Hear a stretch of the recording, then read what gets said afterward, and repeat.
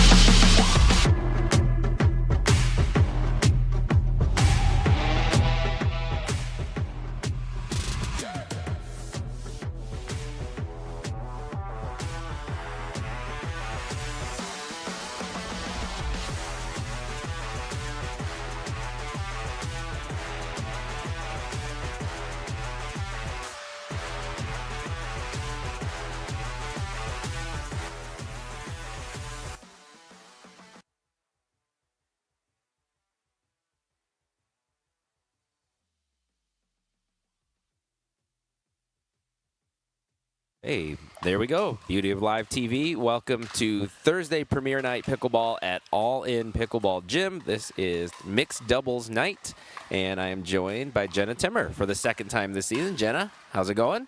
Good. Excited for some mixed tonight? I am. It's different being on the watching end of this because I usually love playing mixed, but I'm looking forward to watching these guys and gals battle it out. And we are sitting with you stacked to the left because that's how we would play if we played mixed doubles together. We have done some of that, and we do okay, I think. Yeah. Yeah. So we can definitely have some commentary on mixed doubles. We've both played a good amount of mixed. I know you've played a lot of mixed, and so looking forward to a good field tonight. And this is the last one. We will take a break next week and then be back for the finals, which is $3,000 on March 13th. So make sure you pay attention for that. Come down here and watch that in person, or go ahead and watch that via the stream, which will be 6 hours we're planning on that day, 5 to 11. Yep. You just found that out, that you're going to be on air for 6 hours. I knew it was till 11. I don't think I realized it was at 5. But yeah, we got a lot to get through, so that makes sense. Yeah, you and I will make sure we have all of our waters and IVs and things on hand to get through that. So, but a really good field tonight. Full group of teams. We have 4 with a bye and then a full first round set of games. So we're going to get started pretty quickly here. When you think about mixed doubles, I enjoy watching mixed at the pro level. Yeah. What are some of the things that you like about mixed, or do you like watching mixed on TV?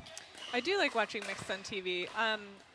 I always love the gals who aren't afraid to go at the guys. So like Annalie Waters,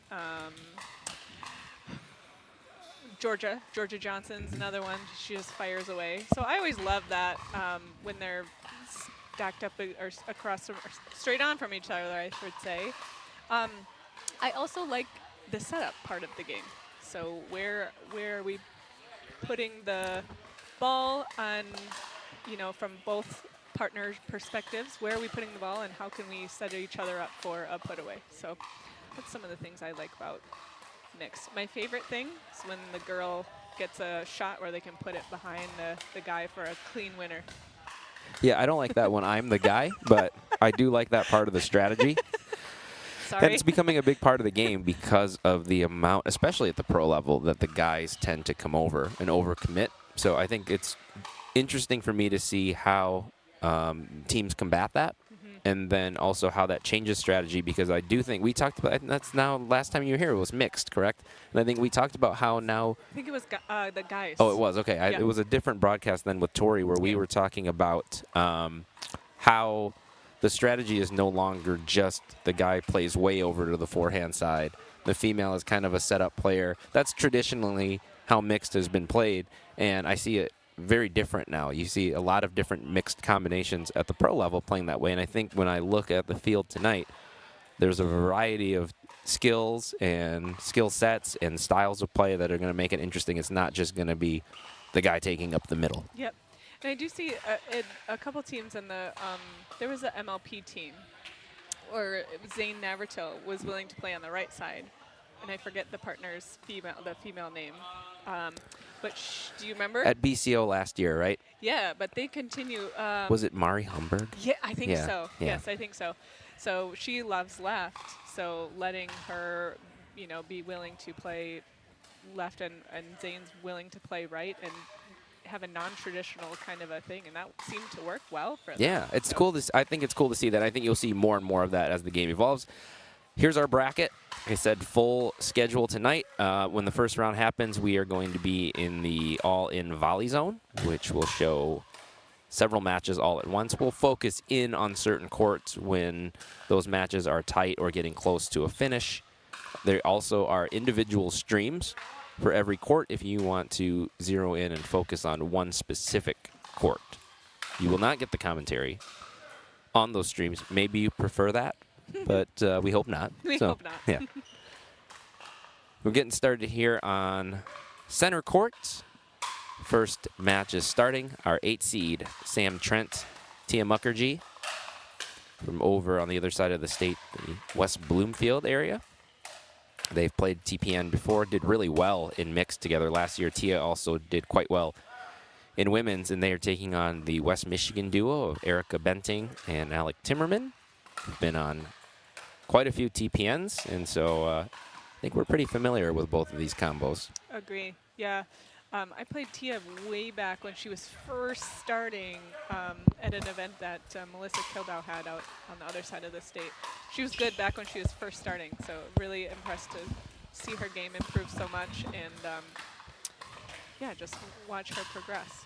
Yeah, I think two-handed backhand from her is what I remember the most, like a very aggressive two-handed counter. She played tennis at Michigan State, so with that racket sport background, walked in and played very well immediately in pickleball. As you mentioned, won TPN, got to the finals in TPN, being pretty new. 491 duper, I would say that's pretty deceiving. I would think just watching her play through this last year, she's easily a 5-0 player. For sure. Alec just had a great ATP there a minute ago. And then lobbed it up. Same guy. That's when we say same guy. Yeah, same guy. We've all done it. All said it.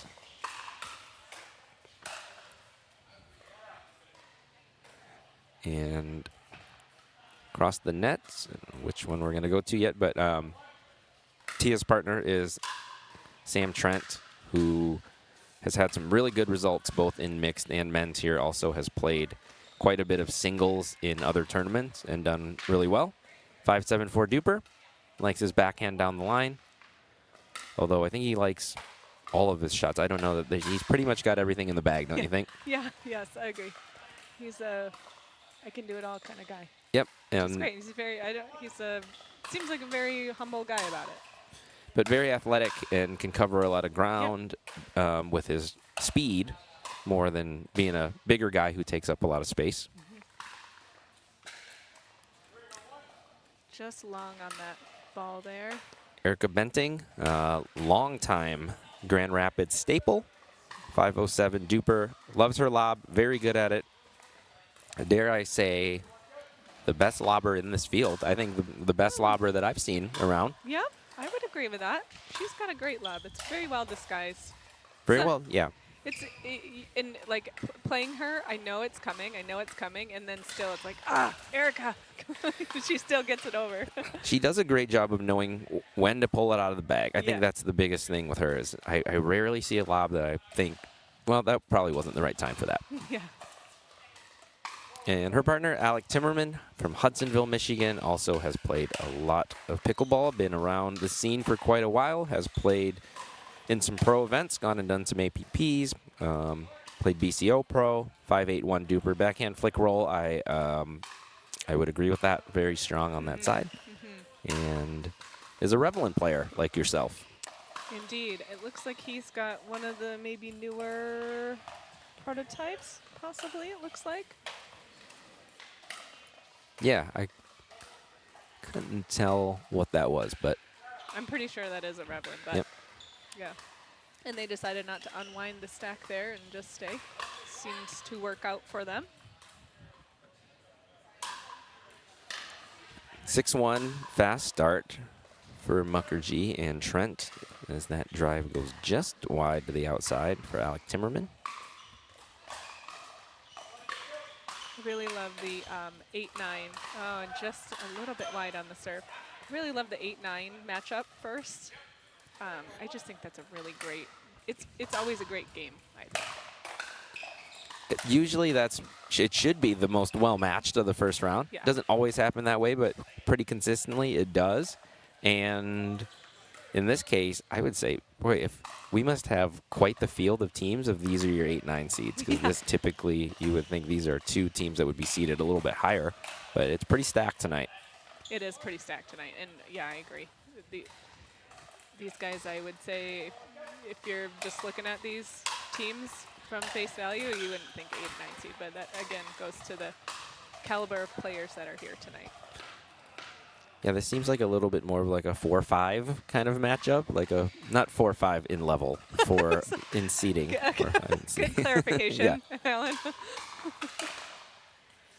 I realized as it was coming out of my mouth what it was going to sound like.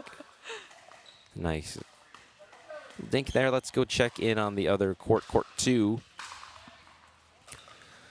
7 seed is Kristen Reinhardt and Zach Chambers. 10 seed Lexi Contrato, or Alexis if you are more formal, and Evan Holinsky. Kristen is from the Lansing area. Zach is from right here in Grand Rapids. And Lexi and Evan are other side of the state. Evan is originally a Canadian. Oh, I didn't know that. Yep. And I know Lexi has played a little bit of, it looks like a, I thought I saw on her biography that she played it all. Great lob by Erica in front of us here. She played in MLP type thing in, was it Australia or New Zealand? Australia or New Zealand, yeah. She did that, and I think she is again going to do that this year. That's so cool. So she's signed up for a second stint. Her and Evan just played in a pro event in Canada as well not too long ago.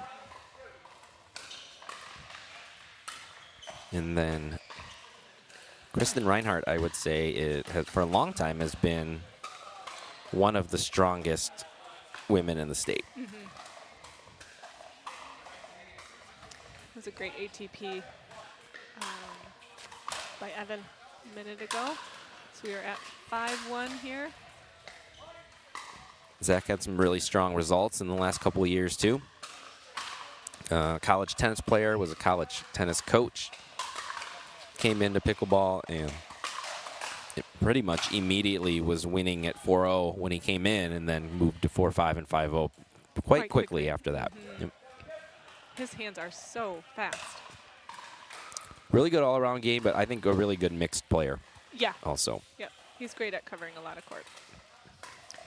So we got our other games, other matches starting up here, it looks like. Yeah. Court 3, Dee Gilhood, Jaron Faltinowski. That's a really good team. I think Dee has played, I think, a little bit of senior pro, or is going to, I think she said last time, but has had some really strong results over the years. Remember her playing BCO and some other events. Jaron, if you watch a lot of TPN, you know exactly who he is. He is regularly in the finals here. And Mike Kiley, really strong lefty, who has played at the senior pro level as well, also played some NPL. And then Kelly Dykema, I'm sure you are very familiar with Hudsonville, but plays a lot on the Lakeshore. Yes. What can you tell us about Kelly's game? Kelly, you know, we were here maybe a week or two ago, and I was on her team for like a women's thing that we just did, and she's like, we decided to stack because she loves left side and I love right side, and it worked out pretty well. So playing with a lefty here, I think that works. I see them, Kelly's a little bit stuck right now on the right, and it looks like a ball just went through the middle on them. So I would love to see them try to unwind that stack, or maybe they have and it didn't quite work for them. But I think this will be an interesting matchup with Kelly and Dee straight on from each other, and Mike and Jaron straight on from each other. I think this is where Kelly and Mike want to be, right? With Mike's both their forehands in the middle. As you mentioned, they weren't unwinding the stack before, and they got stuck and dug a little bit of a hole here, but this is where they're going to try to dig themselves out. I would say Kelly kind of all around. Definitely can drive the ball and put some power on it. Former tennis player, but can play the soft game and dink it out as well. And you see here on some of her resets. Yeah, she's got a great, she's been working on her 2E for a while, and that's really coming along with the backhand dink. And I don't know, it's always fun to watch players in their games evolve and change, and a lot of people are adopting the two-handed backhand thing, and that's always something fun to watch progress. And Mike, definitely a more aggressive player, although in that possession, Jaron turned up the aggression, and Dee was doing a really good job, I think, of giving Mike tough balls to try to attack. And she's just a really good, sound, smart, all-around pickleball player. On court 5, our 5 seed is Downey Fernberg, Xavier Moye.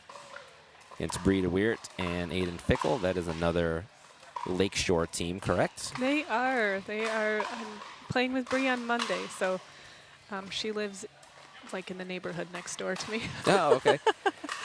We love Bree. She's awesome. And she's just kind of, this is her first TPN, climbing up in levels. Those who have watched TPN probably not as familiar with her. What's her game like? She's got a great all-around game too. I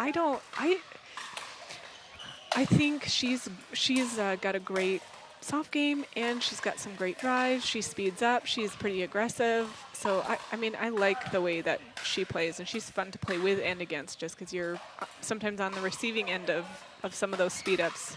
I love the practice. You know, I love it when, especially in a rec game where somebody's speeding up the ball at you and you make sure that you're ready for it. Sure. So I like playing with her, and she's not afraid to go at a guy or go at anybody for that matter. Well, that will serve her well here, because she's right now cross-court dinking. There you go, right there. But also cross-court dinking with, I think, the best non-pro female in the state in Downey, or at least the highest rated on Duper. So she's been one of the strongest players in the state for a long time. Did Xavier shave his head recently? Didn't he have long hair? He's had the curls before. I can't remember if he was just here not too long ago. I can't remember if he already had the shaved head. That looks pretty fresh though. It does look pretty fresh. Yeah. It's like, wait, is that him? That is him. I know it's him. And Aiden Fickle has played in several of these as well now. We say it every week. I think his game has come a long way in the last couple of years. Yeah. Also, Lakeshore kid. Everybody knows Aiden around. He's been playing since he was really super little. So, and his whole family loves pickleball. They all play. There's like 20 Fickles. I've gone out to Moran Park before and run into all the little Fickles and played with all the little Yep, they're before. so good. Yeah. Shout out to you guys if you're watching. They probably are. We've had a couple of results already in at least first games. Muckridge and Trent 11-2. Big first win, and then Contrado and Helinski 11-4 on court 2. So a couple of wide margins of victory there, but we've seen in the past a team can lose big in game 1, come back and win game 2, and sometimes game 3. Mm-hmm.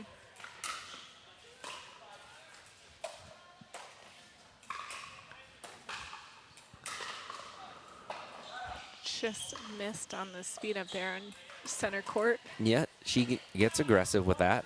And I'm interested to see her play because she played in a bunch of TPNs last year and, like you said, kind of crashed right into the pickleball scene and was immediately one of the top players. Mm-hmm. And then I don't remember seeing her around much after that in some of the outdoor tournaments. And she, I don't think, maybe has played in 1 TPN this year, but not as many as last year. So interested to see kind of where her game is at. Yeah. It seems like Tia and Sam are kind of more on the aggressive side, and I think that's if I could nitpick anything, I would love to see a little bit more aggression on the other side of the net, because it seems like the other team is controlling the speed and pace of play presently. If you can slow them down a little bit, sometimes that can serve you better. So you're saying you want to see Erica and Alec dial up the aggression a little bit? I do. Maybe instead of resetting, just fight back, you know? Typically speaking, that is not Erica's game. She can do it. I think has a really good drive. Did you see it? I didn't see it. From here, I thought it was in. Oh. But I didn't catch a great look at it. I also have a railing in the way. That Fair. Fair point. there was not, nobody argued it. Nobody argue. Yep. Erica had a good look at it too, didn't overrule him. Ray, our ref, didn't overrule, and nobody on the other side complained. So I'm just going to assume the railing got in my vision. Quick side out, though. We are back to 2-1. Man, those are some rockets coming at them right now. Yeah, and I think you're right. They're kind of hitting some dead dinks to the center of the court and letting Sam and Tia tee off on those. So, Oops. Maybe a mishit there. So you've mentioned unwinding the stack a couple times for those who are watching who maybe are newer to pickleball and don't know what that term means. Can you kind of talk about unwinding the stack and when you do it? Sure. The traditional setup is normally female on the right, male on the left, or as we saw with the lefty, you want 4 hands in the middle. So you're setting yourself up in a way that's whatever's best for your team. Sometimes that means unwinding the stack. Sometimes that means not unwinding the stack, so staying right where you are. So in this case, we see on center court, we see both of our females playing right side mostly. And when we have to unwind the stack. Right there, what Erica and Alec just did was unwinding the stack, right? Yep. So that's where the returner of the ball then runs diagonally. To the other side. Yeah. And then on the opposite end of that, when you're playing a team that's unwinding the stack, what do you usually tell your students, or what do you try to do when you're playing somebody who's in the process of unwinding? How do you attack that? Good question. I would say drive. If it's a drivable ball and you can beat somebody, I think that's a great idea. So in that case, Erica chose to drop to the far right side because Tia was still moving over there. I thought that was a great shot, and it ended up pushing them back off the line. They ended up making their way forward again and winning that point. But in terms of when you're unwinding, if you can drive and beat somebody and make them or hit them while they're still moving, it's a great shot. So try to get it to the person who's moving. We're right there, right? So Sam tried to just drive at Erica. However, Alec held his ground there and covered a little bit before he moved over all the way. So I think, like, no matter what is happening, you're just trying to make the moving team uncomfortable with their movement, right? And you're making them try to think. You're probably trying to make them think twice about continuing to move that way, or you're or you're making them try to hold instead, right? If you Right. can successfully get them to say, they're crushing us on this switch, we need to just stay. Sometimes the other team's drives and placement is just so good. You have to choose not to unwind the stack and just play straight up. Sometimes it's a strategy overall.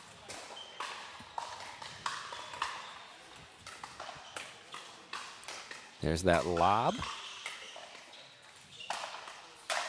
Tia got it back though, and then yes, that's well played.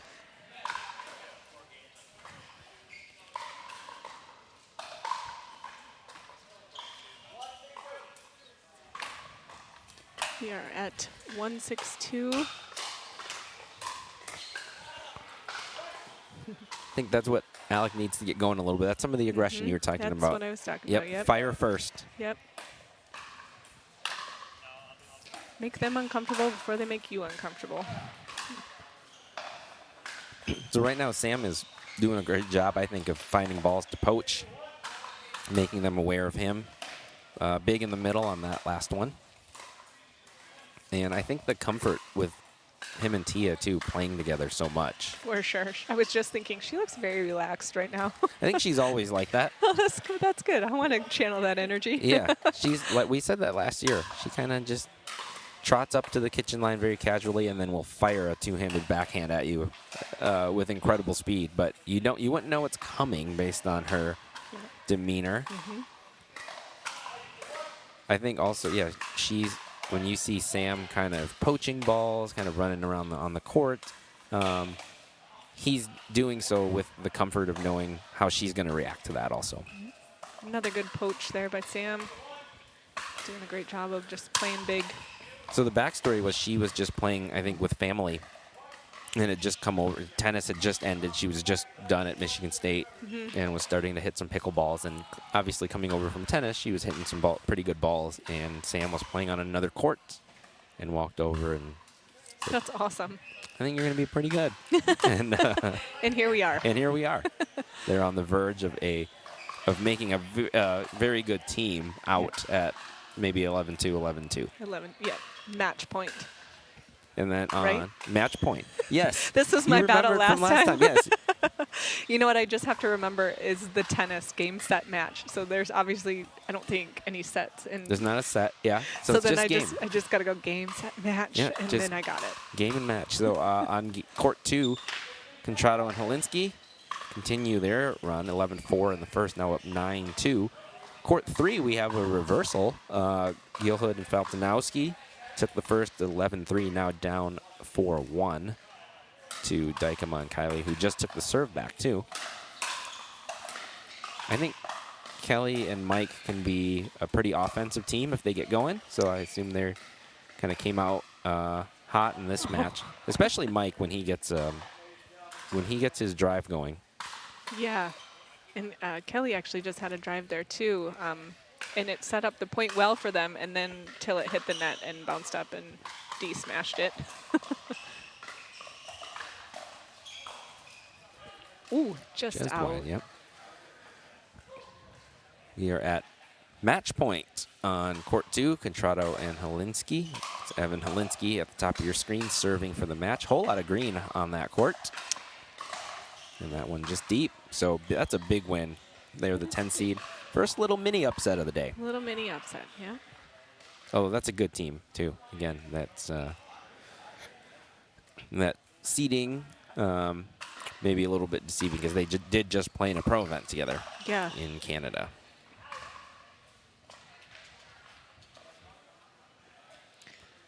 Dykema and Kylie on a real roll here. They took back over at 4-1. It's at 7-1 now. Yep.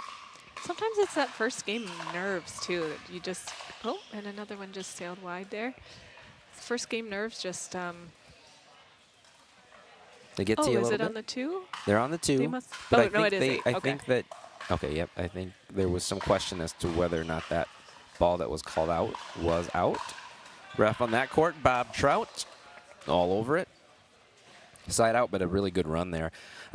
This is Kelly and Mike's first time playing together, I believe.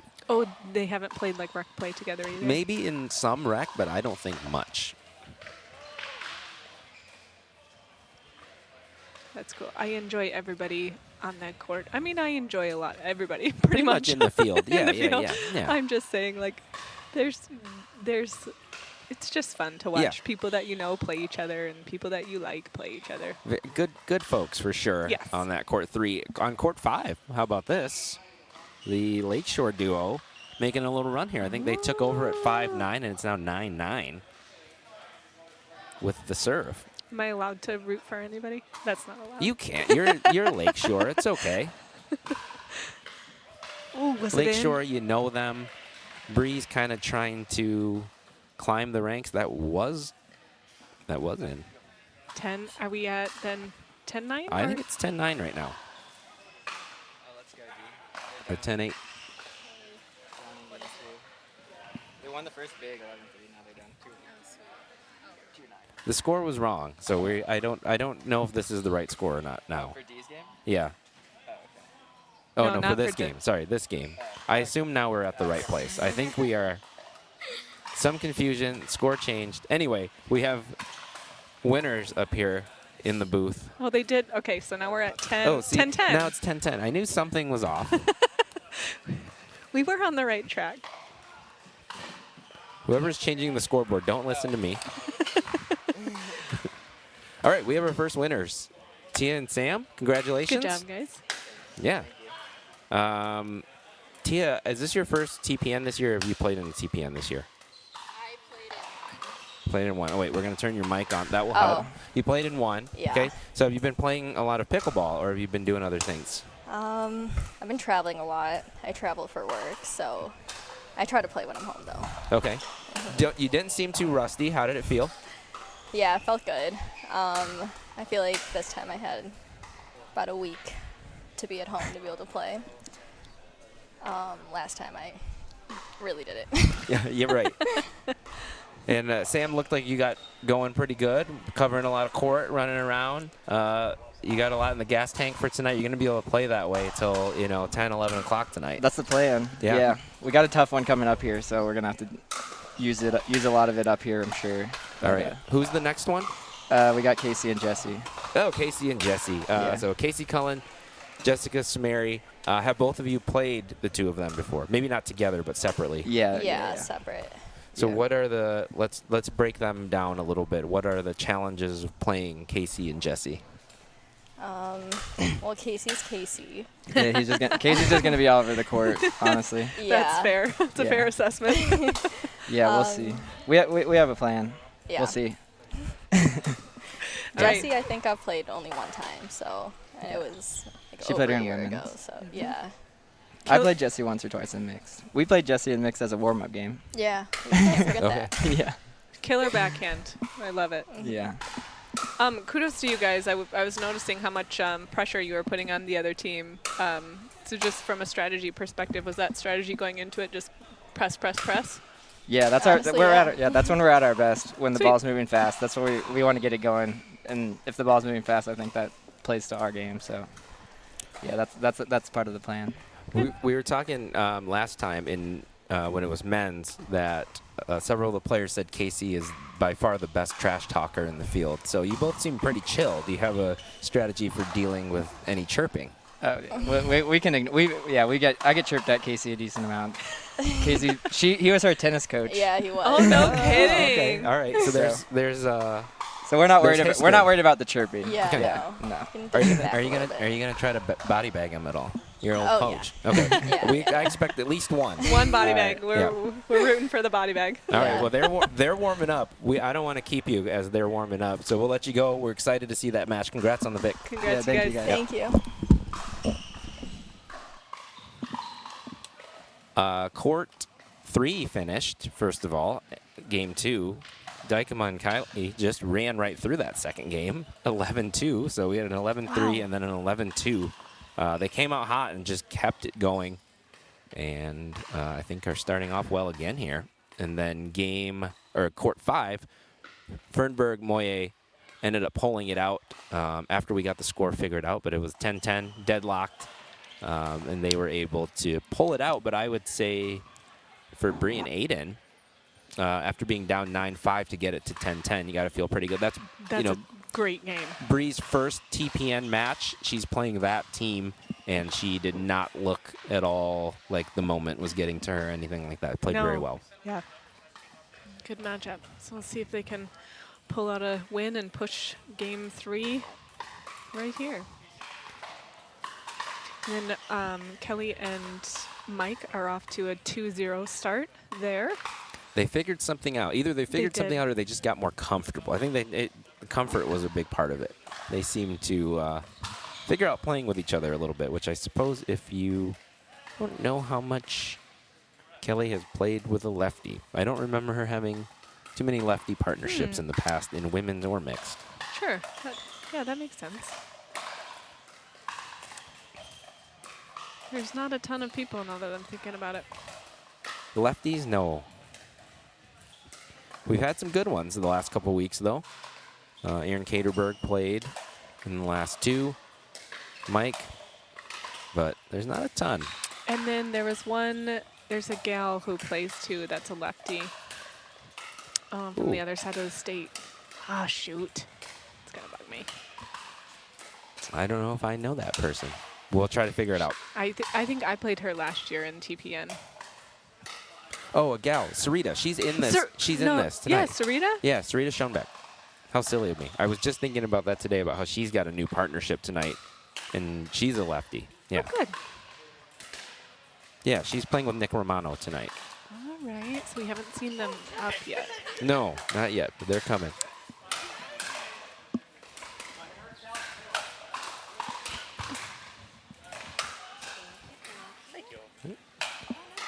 We're going to keep an eye on these matches, but we do have our next winners getting ready to join us here.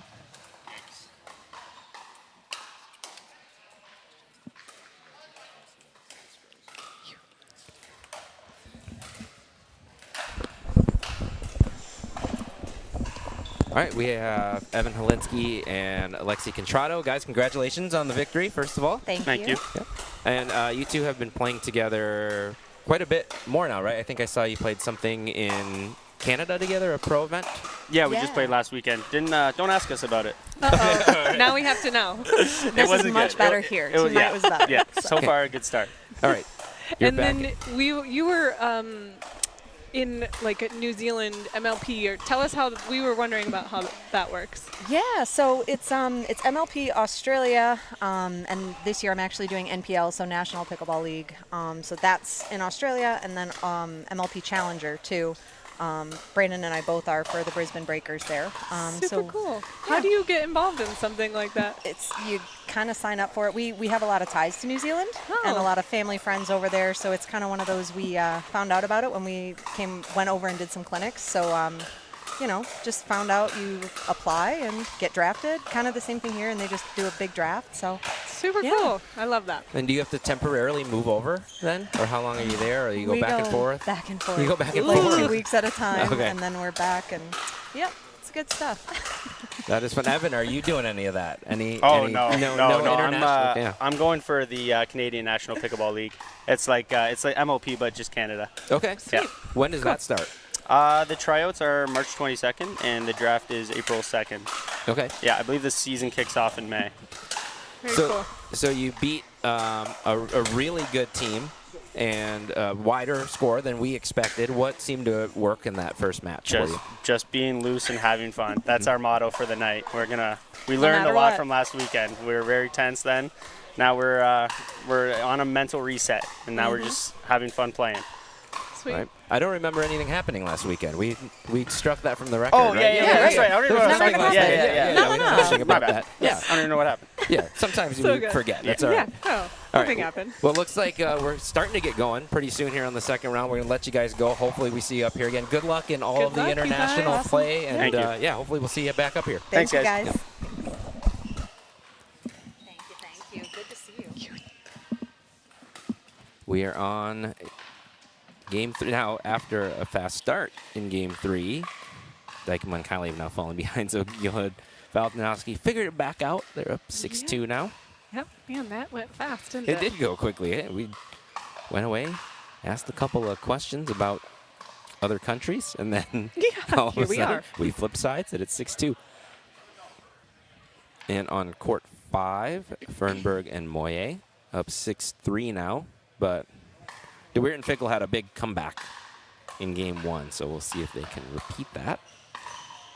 Also looks like we're getting ready to go in these next round of matches. So we'll get center court back on here as soon as they get started. Trying to look and see. So Evan and Lexi just won, so they will now play Sarita and Nick, who we just talked about. Yep. So that's going to be we see them warming up there on court 2. And Nick just came off from a big win in men's here. Is that He did, correct? yep. Took home the prize with Connor. And I want to say he's already won a mixed. So he's in the big show in a couple weeks no matter what. Oof, just long on that lob. Contrado and Helinski, though, based on that first match, that's a tough 10 seed coming at them. Yep. That'll be an interesting match. Sarita, very aggressive lefty. She normally plays with Ty Bruckner, who is a really consistent, great resetter, like a really kind of great partner for her. And Nick can do a lot of that too. So I think it's a good matchup. And, they're going to see how they handle Lexi and Evan, who seem to be on their game tonight. We're going to bring back up the bracket from tonight so you can get a look at that. Already a couple of victories. Mukherjee and Trent are through. They are taking on Samari and Cullen right now. Just started that match. We'll take a look at that shortly. Wynn and Walker awaiting the winner of that Fernberg-Moye DeWeert Fickle match. And then we have Trada Helinski, Schoenbeck, Romano already going in the quarters. And then Melissa Kildo, Connor Mogul are awaiting the winner of that match that's in game 3 right now between Dee Gilhood, Jaron Faltinowski against Kelly Dykema and Mike Kiley. And as they did the first time around, DeWeert and Fickle, look at that. It was, oh, now it's 8-6, but they made a little run again.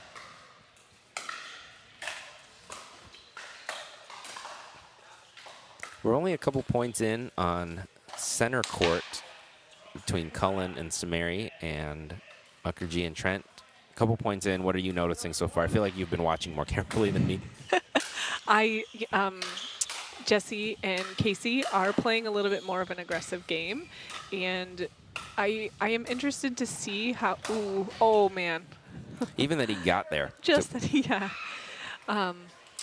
But just to see what happens when another team comes up at Sam and Tia as aggressively kind of as they play, you know? So what does that look like for them? And do they try to slow it down then? Or do they kind of stick with their game of playing fast? And they said Casey's Casey, but if you haven't seen him play before, Casey Cullen is, I'll just say it, he's the best player in this draw. 6'3", Duper has played a lot of pro, played on the APP tour quite frequently, and has yet to take an L in any TPN that I've seen him in. I don't know that he's taken an L in a game. I thought when we were doing men's, they got I thought pushed. they went to They game got pushed. Did they go to 3? Oh, I don't know. I think they got pushed but didn't go to 3. Okay, I believe you. But I've done a lot of these, so I could be wrong. But it's 2-2, 3-2 now. And we did end up with match point over on court 3. Yep. Gilhood and Faltinowski did end up winning that. And so they will Fernberg be and Moye also on a match point here. Oh, sure enough. And there it is. There it is. Yep. So they're through. We're fully into the quarters now.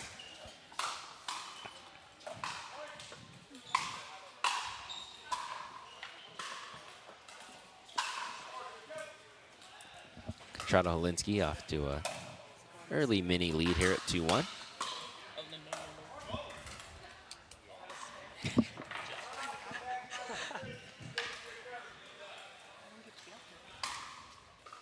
We also have our next winners up here in the booth.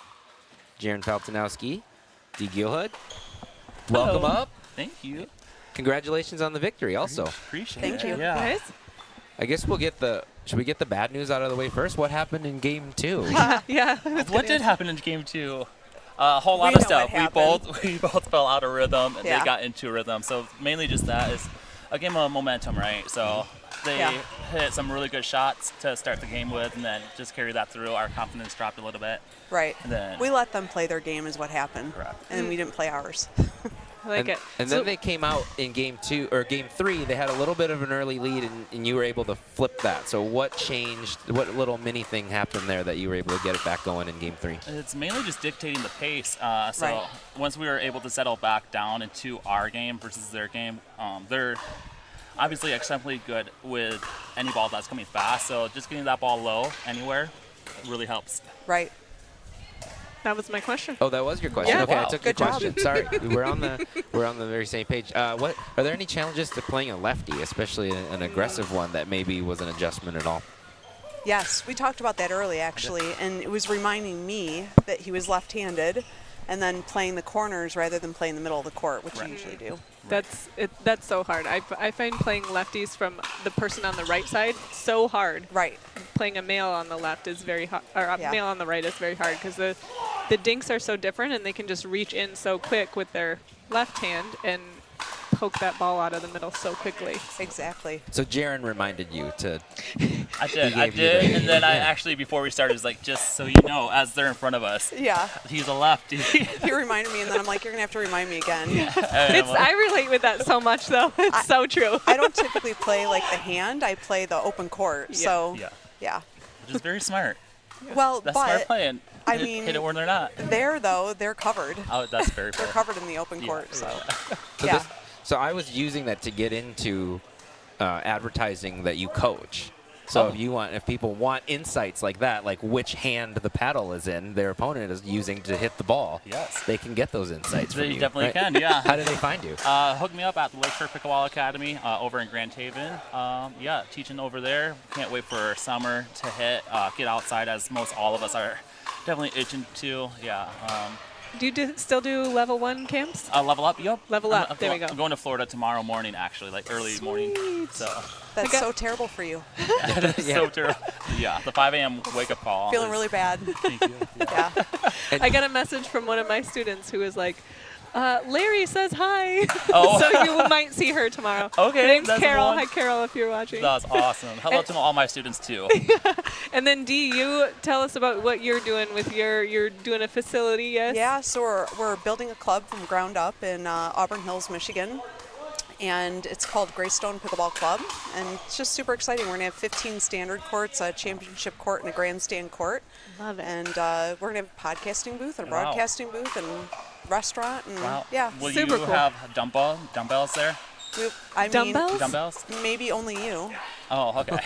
Like weights? Okay. Like lifting yeah, weights? yeah. Like, the dumbbells? Yeah. No dumbbells. We'll let Planet Fitness have that. Okay. Wait, are they indoor courts or outdoor? Indoor. Indoor. Okay. Yeah. Great. That's very cool. I love that. Was there an inside dumbbells joke here that we missed? No. Oh, okay. You just wanted to No, ask that. literally, You just wanted to know. Yeah, I'm I- sorry. You'll just know I it's just extremely jumped on it. random. Yeah. I'm so random. You have no idea what I'm doing. Usually, it up. usually when a new pickleball facility opens, that's high on my list of questions. Dumbbells. Right? They're Where gonna are have the their dumbbells. How would I? Yeah. It's like, So good, Jaron.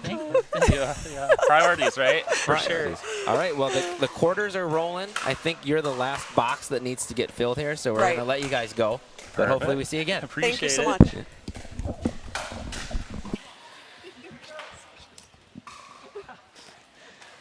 So How about center court here? wow, that is a game. And it is a little bit of what you were saying. I think in mix sometimes the thought is to avoid Casey. Tia's going right at him, which she said she was. She was going to try to body bag him. Didn't exactly do that, but just caught him a couple points ago on a two-handed backhand drive. And there you go, behind him, right there. Well, and if he's going to play that big, I think that's a great thing to not be afraid to go at him and keep him honest. And in there, I think he just played a little bit too far. But if that's something that she can keep going where she pulls it more towards Jesse and then kind of drives it a little bit with more pace down the his left side there, just like that. She missed it that time, but I think that's a great strategy overall, is to pull him in and then try to shoot one past him. And on court 2, the 10 seed, after we watched them just blow through their first round match, are winning in the quarters now. So momentum is going. We do have our next winners, our last first round winners, but certainly not least here with Downey and Xavier. Congratulations on the victory. You had kind of a feisty young team there. What worked for you guys against them? Just getting the ball over the net. I don't think Downey's ever been this low of a seed before, so had to come out and at least win one match for her. You're my bro. You're my bro.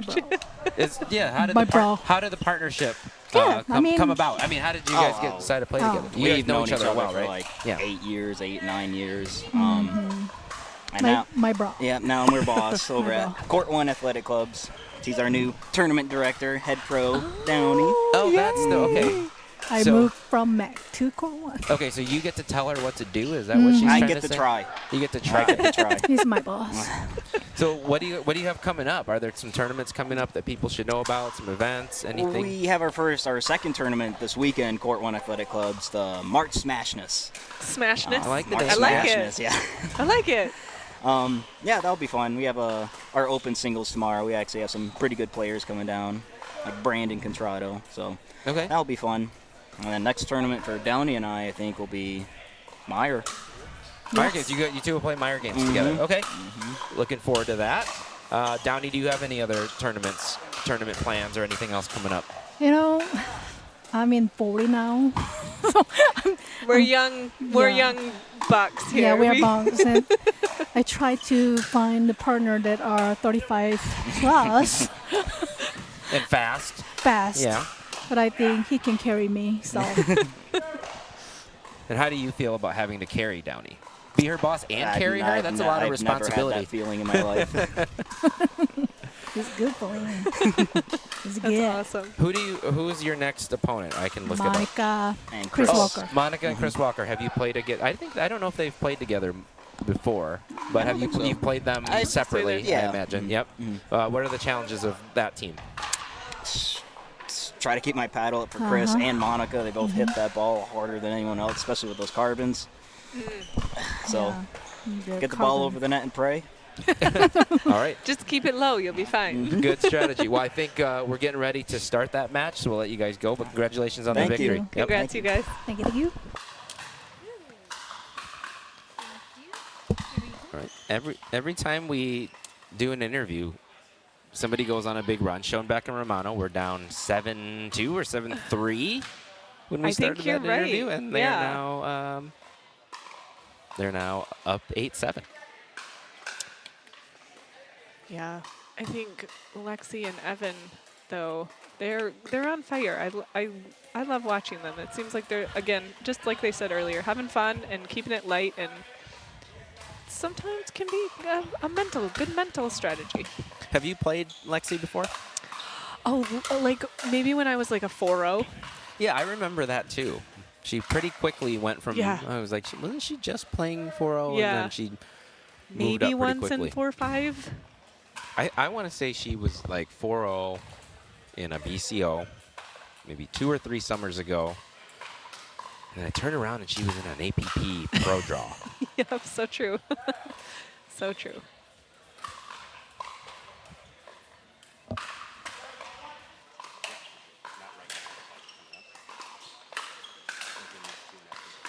And it looks like on our center court, we have a pretty tight match as well.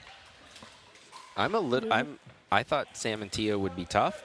I am surprised, though, that they have a lead here. They are playing very well.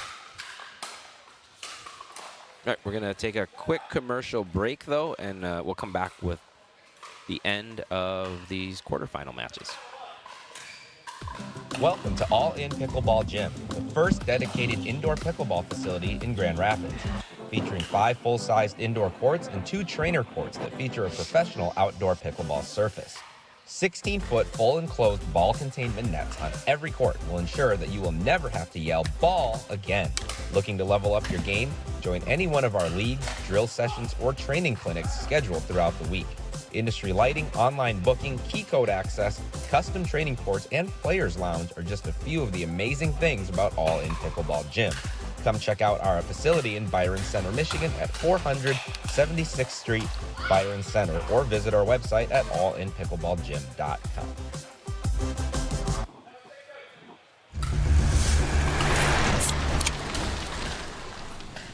Hey man, beer is the destination.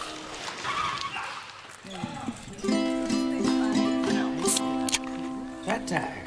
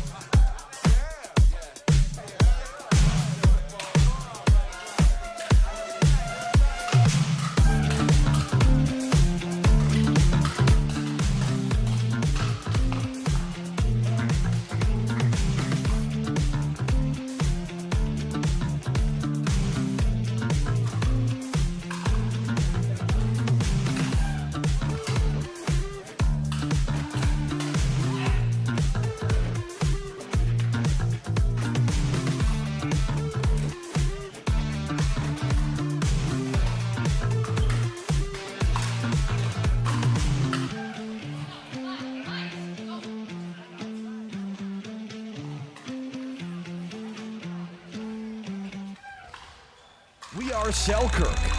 We are pickleball. Pickleball? Yeah, pickleball. All ages, family, friends, dinks, drives, Ernies, ATPs, and whatever this is. 10 years in and just getting started. Here and not going anywhere. We are you, and you are who we work for. Family-owned, USA-based, pickleball proud.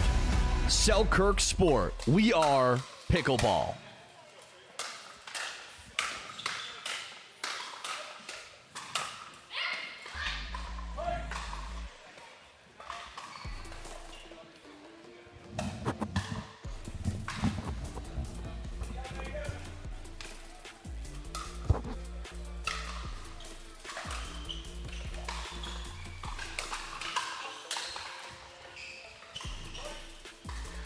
We're back at All In Pickleball Gym. This is mixed doubles TPN Season 2. This is the last of the, I guess, the regular tournaments before we get to the finals, which will happen in 2 weeks.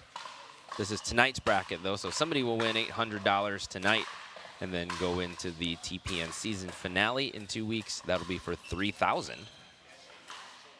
It's our bracket. We're now fully into the quarters. It's been a heck of a match on center courts, 8-8. Yeah, one seed getting pushed. Not a lot of dinking whatsoever, which is fine. I like seeing the aggressiveness in basically it's a battle of who can counter better, right? Who's going to attack first, and then who can counter better. And then on court 2, after giving a big early lead up, Schoenbeck and Romano came roaring back, won that one 11-7. They were down 7-3, scored 8 points in a row, and have really scored 14 in a row because they're up 6-0 now. Wow, that's a run right there. It's a heck of a run, and I think you were seeing why we thought they would be a good partnership. Sarita can be very aggressive in the middle, lefty female, very rare, hard to play against, and she has a partner who is really good at resetting the ball. Hits really good drops and allows her to be aggressive. It's a little bit of sort of that kind of inverse mixed duo that we were talking about earlier, where the female's super aggressive. Yeah, I think, and she's got definitely the capability to do that, put some pressure on. And She's known for being really aggressive with her forehand. Her backhand's killer too, though. And her backhand dinking is really good. And it's tricky, right, when you have a lefty who you're backhand dinking with. A little bit different. And she can really keep that thing going, keeps it very low, hits with a lot of slice. We also, court 3 is interesting, right? Kildo and Mogul. I expected that to be a very tough team. They are 4-4 deadlocked with Gilhood and Faltnowski. Yeah, that's how I kind of expected it to be, just kind of a deadlock in that case. That's a good matchup. We have a game point on center court, too. Sorry to interrupt you, but we had Sam just missed a running shot that would have ended it. And then, yeah, there's the chirping. Yep. He got called for, I believe, a foot fault earlier. I was actually watching the court, and he had to get down low to get a short ball. And Ray stopped the play because I didn't think both feet were planted, but I think Ray caught it. Be interesting to look at later. 10-8-2 or here. 8-10-2. 8-10-2, yeah. And so we think this is, if I'm right, Casey's in danger of the first game loss that he's had in a TPN. Wow. Series of good shots there. We're seeing a little bit more dinking. A little more dinking after you said something. They listened to you.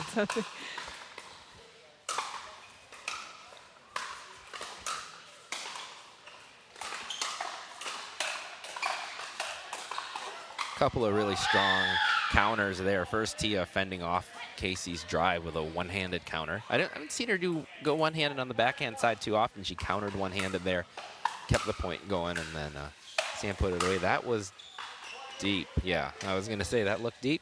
Called deep.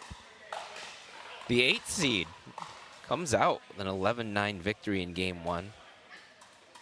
We did think that was a pretty strong 8th seed. Yeah. And they proved it right there. Yes, they did. 6th seed also up right now. 7-5 on court 3. Where else do I hear some chirping? I just heard a big- couple yells there was like twice in a row. Can't figure out which court it's coming It from. was a though. big, yeah, I thought. I don't know. I don't want to attribute it to the wrong person. I want to say it was Melissa, but I don't know. Oops. Little long drive there from It was court definitely 2, a female voice, right? Yeah, it was. And I think of the females left, it's got to be Melissa or Lexi. Yeah. And it was 6-0. Are we correct on court 2 there? And so now they're going on just a little bit of a run. We're up to 6-4 here. Yeah, she might have been the one getting excited. I don't think Downey and Sarita, either of them, are very vocal on the court. Who is it just out? I think it was just deep. He was having a lot of success with that lob, Nick was, in the last mixed event. What's your thoughts on the third shot lob? It has. It's for rare occasions, right? There has. Yeah. I'm not a huge proponent of doing it all the time, but I do think if your opponent's crashing hard and you feel like you can get it over them. But I think at this level, with the type of athletes that are usually in the field and the type of people who have played enough where they can kind of read you and know it's coming, unless you can hit like Nick regularly was hitting the back line with topspin and having it, the ball runs away from you also. Unless you can do that, I wouldn't recommend it. I'll give a shout out to Andrew Chrisman because he also has a wicked topspin lob, and he'll do a third shot lob, and it's just brutal because once it hits, it just shoots off, and in that case, you've got no luck. Right. So if you can do that, great. Most people don't have that shot. Most people don't have that shot. And You're the consistency because you really want it hitting that back line. So the margin of error is so small that If you're not one of those guys, I would have to hear a really good reason for why you're in another shot clock.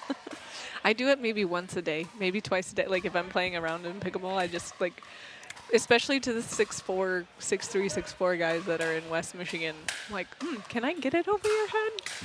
So I'm gonna try. So I would say there's a difference when you're rec play Yeah. and workshopping. I think that's the time to try that. Yeah. I don't think maybe you don't develop that top spin third shot lob unless you try it in rec from time to time. So I'm okay with that. Good get.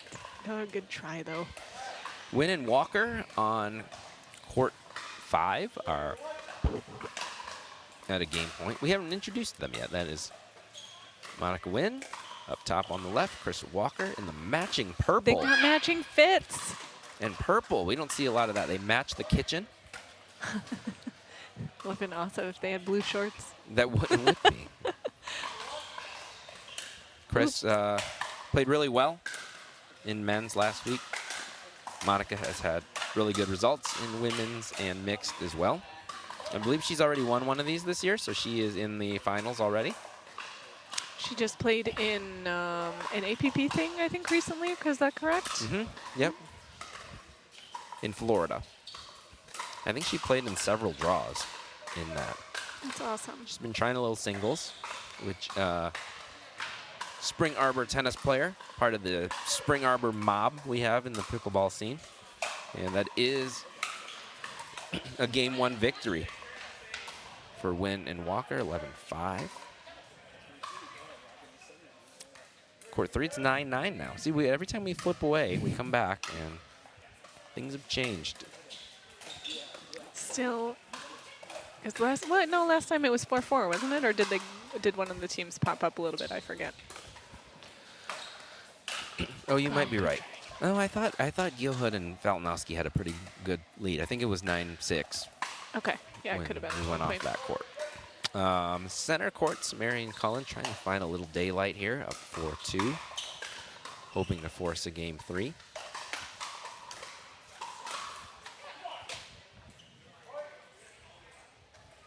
And Jessie's got some fire to her, so her and Casey are that's a fire duo right there.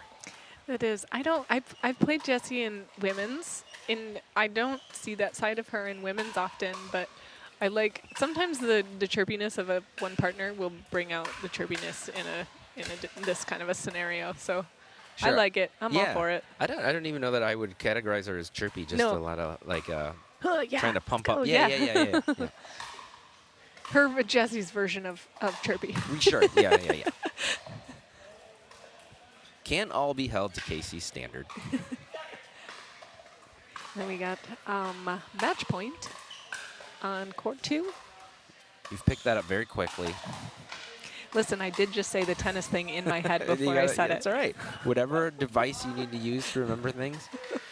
We all grew up in school with those, King Philip. I can't remember all of them. King Philip. King Philip came over singing. So like, it's Kingdom Phylum.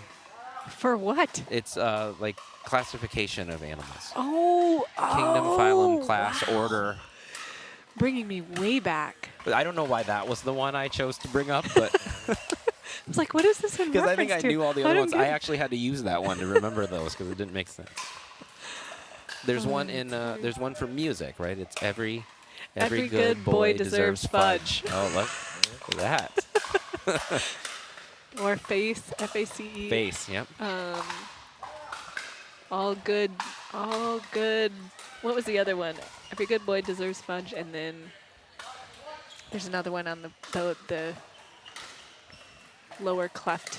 Oh, you might have been better at music than me. All good dogs get treats or something. Oh. There's no T though. That doesn't work. I don't know. That is correct. There is not a T in music.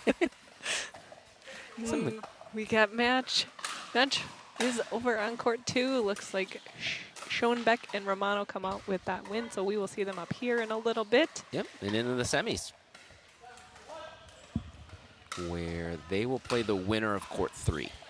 Kildo and Mogul, who took game 1 now, came back to take game 1. You've played against Melissa, I believe. I've played with Melissa You as played well. with We Melissa. did Beer City together last year. She's awesome, lovely person. I enjoy playing with her. She's very nice and sweet and powerhouse. I Yes. love it. One of the bigger drives on the forehand side in this draw, I would say, right? Yes, agree. And especially with that new, I believe she has a Paddle Tech paddle. I remember playing against her, I think it was in Meyer Games last year, was when that paddle first came out, and she took a drive at me, and I just like, I don't even think I swung because it was so blazing fast. It was crazy. I was like, okay, I see you. I got it. Noted. And right before that last point, Connor ripped a big third, which he was doing more of towards the end of men's. And I watched them play practice games before this tonight. And he's got that new Yola, the mod, and he was ripping with that. And I think maybe he knows he has a partner who likes to do that, so they're gonna be super aggressive. They're gonna drive and crash. Yeah. And so far, so good.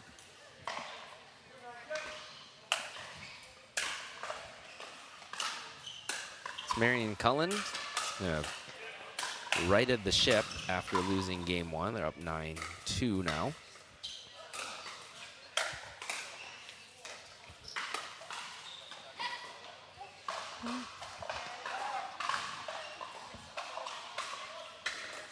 Now take the serve back over 2 points away from moving on to the semifinals.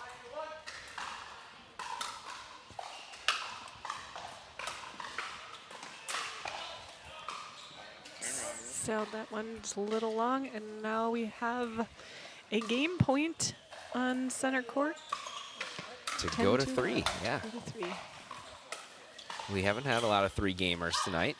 Oh, There it that is. was So we'll see what happens in game 3 now after kind of an up and down back and forth first 2 games. But Samari and Cullen figure it out in game 2, win 11-2. And we have our next winners up here, Nick Romano, Sarita Schoenbeck. Congratulations on your win. Thanks. Congrats. When you two are both playing TPN, you're up here so much. I feel like I've asked you all the questions I have. So we'll start with how this partnership came together. I believe you've done some drilling, teaching together, or no? Or is that, am I remembering that wrong? We talked about doing it. We haven't Okay. done it. But we had to do it. Okay. we run into each other Yeah. at a court where he teaches and I play. Yeah, we're both like in the Ann Arbor area, so yeah, we've always wanted to play a tournament. I've played against her quite a few times, and she's got that lefty power, so I wanted a part of it on the team. So here we are. It was Jake that you were doing some of that with, I think. Oh, yeah, Maybe yeah, I'm taking that's what lessons with Jake. That's right. what I was Yeah, thinking of. yeah, Okay. yeah. Have you played with a lefty before, or is this a first lefty experience? Yeah, I think it's first lefty. Yeah, first lefty experience, but yeah, I like it from match 1. It felt good. So far, so good. Yeah. Jenna, anything you want to know from our latest winners here? What was the strategy going into your match? How do you guys like to play? Oh, I mean, I know Evan, and I've played with Lexi a few times the last couple months in some tournaments, so we kind of knew their style. We had a little bit of a strategy to, kind of stay like slow the game down, dink to Lexi a little bit, and then once we got up to the kitchen, we kind of controlled. They had kind of a good lead on us in the first game, though, and then we kind of locked in, and from there, I feel like we really settled in and kind of figured our game out, and then it was clean from the rest. So, yeah, it's a good match. Very good. Serena, we were talking about kind of the art of when to switch on defense, when to unwind the stack and when not. As a lefty, how do you decide if you're going to call a switch or not when you're receiving? Mostly call switches. I think if someone has a really strong serve or third, then sometimes we stay because it's hard to get over in time. But otherwise, mostly switch. All right. Well, congratulations. You're into the semis. And as history teaches us, you may be up here again. So hopefully we'll get to speak to you again. Let's hope so. Thanks, guys. Good job, guys.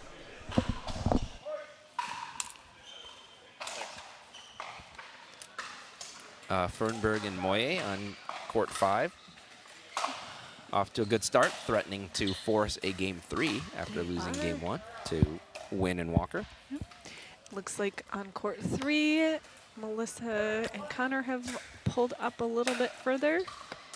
And then our match 3 on center court has also started.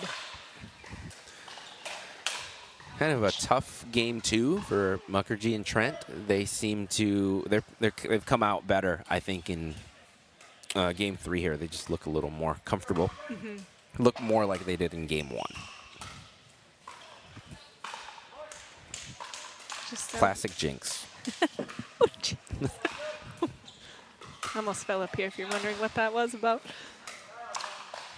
One thing at a time. I mean, you figure it out, match point versus Then I can't figure out where to game put point, my but now we'll work on sitting. So funny. You don't sit a lot. You're active. Yeah, that's why. Well, this is just how I am. I'm constantly, like, you can ask, like, Ryan, my business partner, Ryan, teases me all the time because I'm constantly dropping things, dropping my paddle in the middle of lessons, keys, water bottles. Are you a klutzy athletic person? Yes. That Very much I would so. say that that's me. Maybe it's a Libra Good thing. to know I'm not alone. I don't fall a lot, but yeah, definitely I trip over my own feet kind of a thing. I do a lot of that. Chair legs, coffee tables, all the bane of my existence. I stub my toe all the time. Yep. During COVID time, I dropped a can of soup on my toe and broke it. No, It's no. awesome. Okay. Yeah, that sounds a little like me. So you are not alone. That's good to know. Oh, that was a great get by Sam. Oh, man. Kept the point going for one more shot, Yep. but usually when it goes up on Casey's forehand side, that point is That's done. Yep.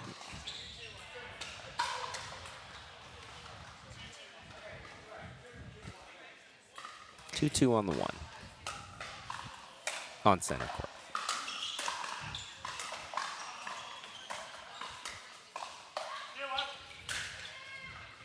Nice put away. That's a great setup. So when you're on the right in mixed and you have a partner who likes to come way over, take a lot of court, take a lot of balls, is there an art to staying engaged in the point? Because I imagine it can get a little bit, well, now they're like she's playing her right side role very well there. I think it's a matter of playing small from a right side perspective. When you have a guy who likes to play big, it's playing small, but then also covering for when they play too big sometimes, because that can sometimes happen, right? But, yeah, great Wow. ATP. Nice shot. But I would say just it is hard to play in a smaller space, but then yet be able to turn on that middle shot if we need to, you know. Sure. I think Jesse Samari tonight, so far in the at least in game 2 and 3, has done a really good job of making decisions on when to be soft and when to attack a little bit more. Because when she needs to be offensive, I think if you see her play women's, for instance, she's pretty aggressive. And so I admire the players who are able to do both and know when the situation calls for what. Yes. I think as a right side player too, I think like often we think of having a good backhand means you play left side, but I actually think having a good backhand also is crucial for a right side player as well. You're talking a backhand Like in a terms of countering or, yeah. We do have a match point, or yeah, match is finished. So it looks like Melissa and Connor have won that match and will be up shortly. And they will take on Nick and Sarita. So the other part of our Spring Arbor tennis duo, Connor and Nick, they'll see each other. And Wynn and Walker have a little comeback going here.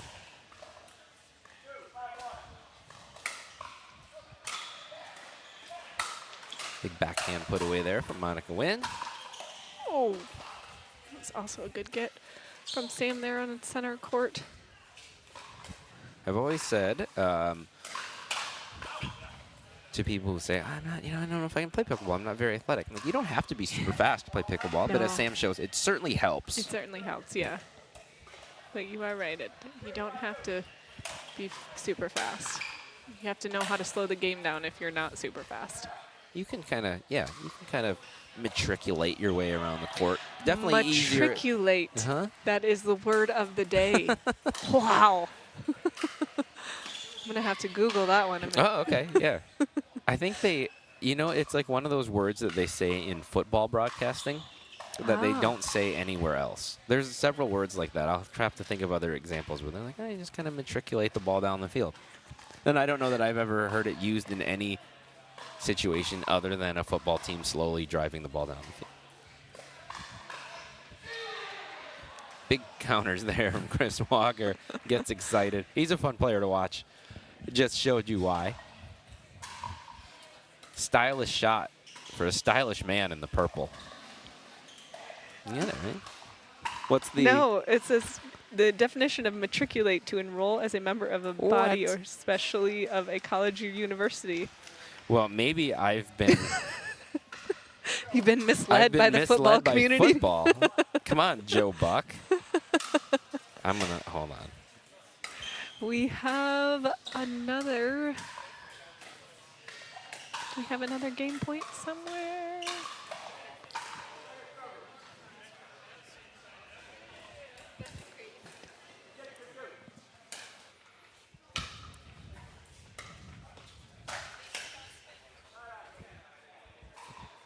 Oh, yep. Wynn and Walker pull out the victory. 11-9. Had some back and forth. Had to... We do have Melissa and Connor up here now, too. I got... Come on in, you guys. I got distracted trying to figure out how I had gotten we that have word disinfecting wipes up here, just in case. So welcome. Whoop. Well, yeah, There we go. that's all right. We'll figure it out. Don't want to cover Connor them and up. Melissa. How was that game? What was your strategy going into that? How'd you pull off the win? I think we had a good mix of being kind of patient and then being aggressive when we could and waiting for that opening. It's a very tough team. Hard first match there, but we pulled it off. You guys are kind of known for having some powerful drives. Was that a weapon that you guys utilized in that matchup as well? Yeah, we definitely used it, and we're definitely gonna try to keep doing it as much as we can where it makes sense. At the latter half of that first game, we had to kind of slow things down a little bit, but yeah, we'll definitely try to use it where we can. And you two have played some together, correct? I seem to remember you guys playing a couple other things together. Or how many events have you done together now? We played one event last year in the mixed, I think, championship. Yep. Okay. Oh, in the championship together. Okay. Yep. And then running it back right now. I know, Connor, you talked to us last week about some events you have coming up, including a pro tournament down in Florida. Melissa, do you have any plans for the year right now? I'm in the U.S. Open in Naples in April. That's my next big event. Yeah. Which draws are you going to play in that? I'm in one mixed 5-0 and women's 5-0. Okay. With players from the state of Michigan? Yeah, Kyle Worthy for mix, and then my other partner is not from Michigan, but Cam Thompson. Okay. Mm-hmm. Well, congratulations on doing that. Thanks. Best of luck. Yeah, Connor, how are you feeling about Florida? Feeling good. Yeah, I think I'm going to go over and play a few games with Nick this weekend on the east side of the state to try to get ready, and feeling good, and should be fun. When do you guys leave? I'm going to fly down Monday night. I think Nick is coming down Tuesday, and then the rest of the boys will come Tuesday, and Monica will as well. So okay. Yeah, should be good. Well, I think you have Nick next in this event, don't you? Yeah, I think so. Yeah, So that'll be tough. It'll be a fun one. What's it like when you two play each other? Yeah, we know a lot of each other's shots. I mean, he has some tricky little speed ups that he likes to try, and yeah, it's definitely interesting and mixed because depending on who we're playing with, that changes the game a lot. I think our game style is probably going to be similar to what we just did, but yeah, Sarita's also really good, so it should be fun. Yeah, and Melissa, have you played against Sarita before? Yes, I have, and we've partnered for a lot of events as well. Oh, you so- have? Okay, so we Yeah. have 2 partnerships that are playing against each other. All right, we're looking forward to that. Congratulations on the victory. You guys played super well, and best of luck. Thank you so Thanks. much. Good luck, guys. Thank you so much. Double yeah right there from Jesse and Casey. Oh, that's a tough shot from Tia Mukherjee right there. They're looking to get the serve back and try to close this lead after winning game 1.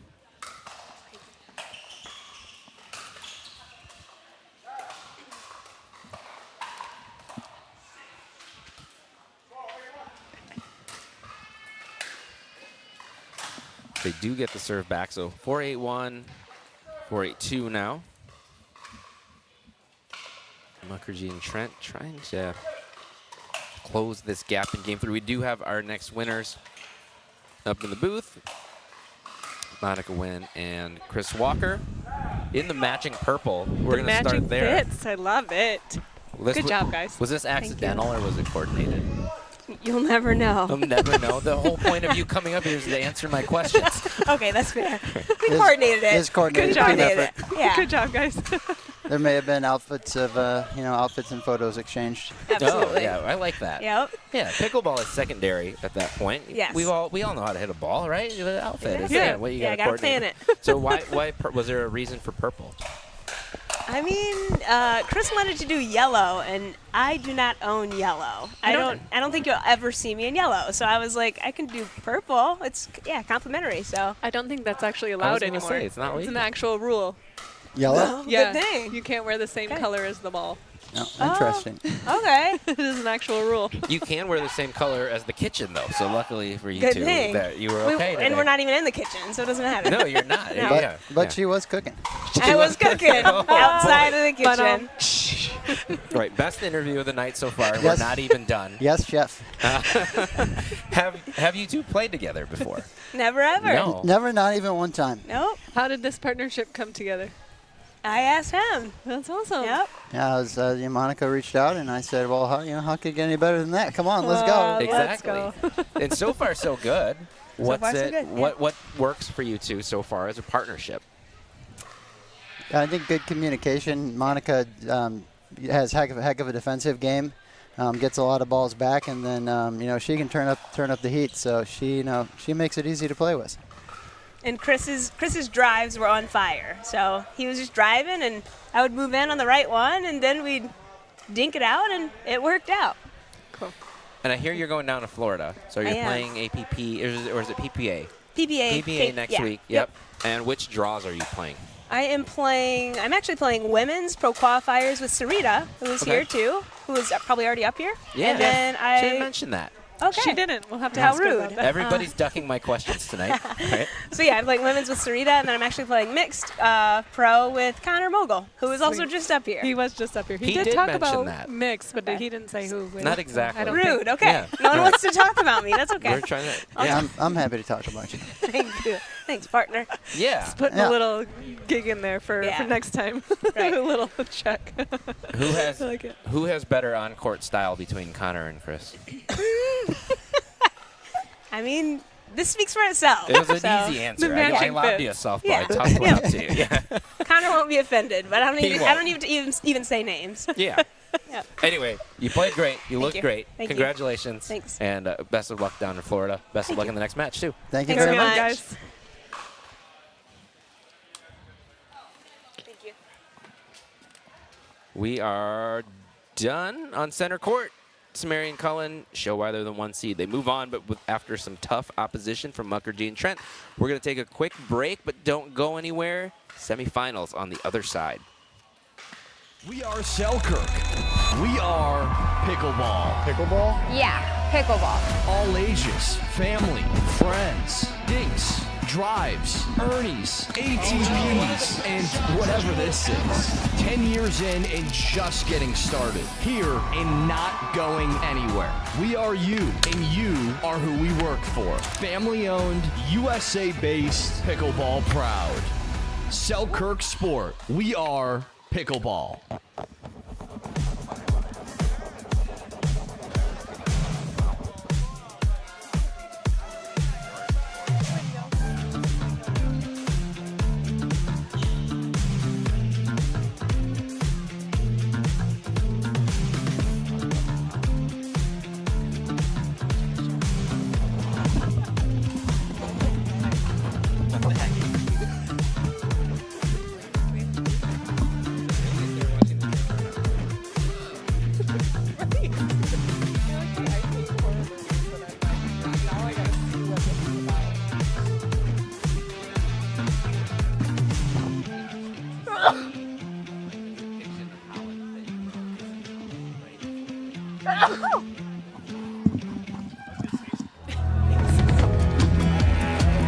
Remember saying, let's get together soon.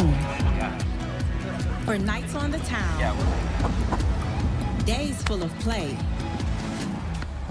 And experiences you'll never forget. Well, sooner became later, and you and your friends are long overdue for a reunion that picks up right where you left off. So stop saying soon, because the best time is now. In Grand Rapids, Michigan. What do you want to talk about? I feel like we asked the same things over and over again. What should we talk about? We did, yeah. Said what? Was that us? Oh, nice All point. right. Next winners up here, Casey Cullen, Jessica Samari. Congratulations. That was a tough match to get thrown into. You guys had a bye, Yeah. and then you got that 8 seed, which we all agree maybe shouldn't have been an 8 seed. Yeah. Very strong first matchup. Got us ready for the rest of the day, but we were definitely sweating. Hats off to Tia and Sam. They really pushed us. And Jesse, you're bleeding. Are you okay? Yeah. What happened? One of Sam's drives at me. Of course, I hit my knuckle. I don't think I made the shot either, unfortunately. Oh, no. But that was in game 1, and it kept bleeding. Yeah, I So probably what's- should have got a Band-Aid. It's all right. You played through it. You Yep. toughed it out. Have you two played together before? Just practice one time. Okay. I love it. Yeah. That's cool. We're figuring it out there. One thing I kind of noticed was you guys both teams tend to play a very similar fast type of a game. Yeah. What's the strategy when another team plays very similarly to you? Yeah, I think in game 1, if you notice, they were, loving my speed ups and my drives and trying to rush Tia, and she was just teeing off it. So slowing it down, hitting more thirds, hitting the more targets, getting Sam to have to hit off the bounce was, I think, one of the biggest changes we made. Plus, in the last 2 games, I don't think you missed hardly a drop. Yeah. That also helps. Mm-hmm. And the one I Just a missed, little bit. I blamed you. So I don't They know how told me that's to scoot possible. over. Yeah, get out of the way. You got in the way of his drop. No, my serve was bad. You said it was bad yeah, serve. serve was bad. Yeah, bad serve. It's her fault. Always. Yeah. I'll take the blame. It's fine. What made it a bad serve? It was light. I didn't Oh, hit it it was hard. light. Okay, yeah. Just kind of. Their return was Got it really in. short, so it must have been some. Yeah, it's her fault. All right, so what needs to happen the rest of the? It sounds like you guys were figuring some things out, but you have now. So what do you have to keep doing now to get through the rest of this draw? I think we with each match or each game we trust each other, and she understands what I'm thinking and where I want to be, and now I understand kind of how she's thinking, and I think if we can just do what we do, which is get the ball down and get to the line, I don't think anyone can go through us. Yeah, I think the dink battles really helped too. Just keeping it consistent and longer points. How much did your bloody hand affect you on that serve? It Well, it every wasn't time your I fault. just It kept was the going like hand, this. Right? I Yeah, was- see? yeah, That's I why couldn't that's why stop. the serve was light. Your hands hurt. That's I what. told yeah. Casey not to tell anyone because I didn't want to put a Band-Aid on. Well, now everybody knows. Don't tell Oh, yeah, well, you just told all of Selkirk TV and our YouTube channel. Great. But it's okay. You've got Great. plenty of time between now and the next match to hopefully it stops bleeding eventually. Yeah. Bass It'll be good. Pickleball Club. Yep, What do we got to know Southeast about Michigan. that? Okay. you know, just doing a great job. They just added another, I think, 9 courts. They got 18 courts. They're just really committed to pickleball. They're good people, just like you guys have over here. So it's I want to make sure to rep them because that's where I play over there. Where exactly is it? It's on Warren and 13 Mile, Warren, Michigan. Yep. Okay. And you can, is it drop in? Can you reserve a court online? You can do both. Yeah, they have memberships. Everything's very affordable. Just good people, which is the most important thing, I think, when you're starting a business. Everyone wants to follow, you know, people that they trust. So. Are you doing any coaching, teaching still? I do a lot of tennis coaching. No Tennis pickleball coaching, yet. okay. Yeah, Okay. that's my passion, my hobby, or whatever you want to call it. All right. Yep. And Jesse, do you have anything coming up tournament-wise, or do you have your schedule out for the year yet? Are you going to play maybe back here for BCO or Meyer or anything like that? No, well, Beer City for sure, but no, my schedule kind of changes weekly. Just kind of got to make last-minute decisions right now. So nothing really upcoming. Okay. Well, other than a semifinal match, which we'll let you go get ready for, but congratulations on the victory. Congrats, Tough guys. first match, and you Thank did you. great. Yeah, Appreciate it. Go get them.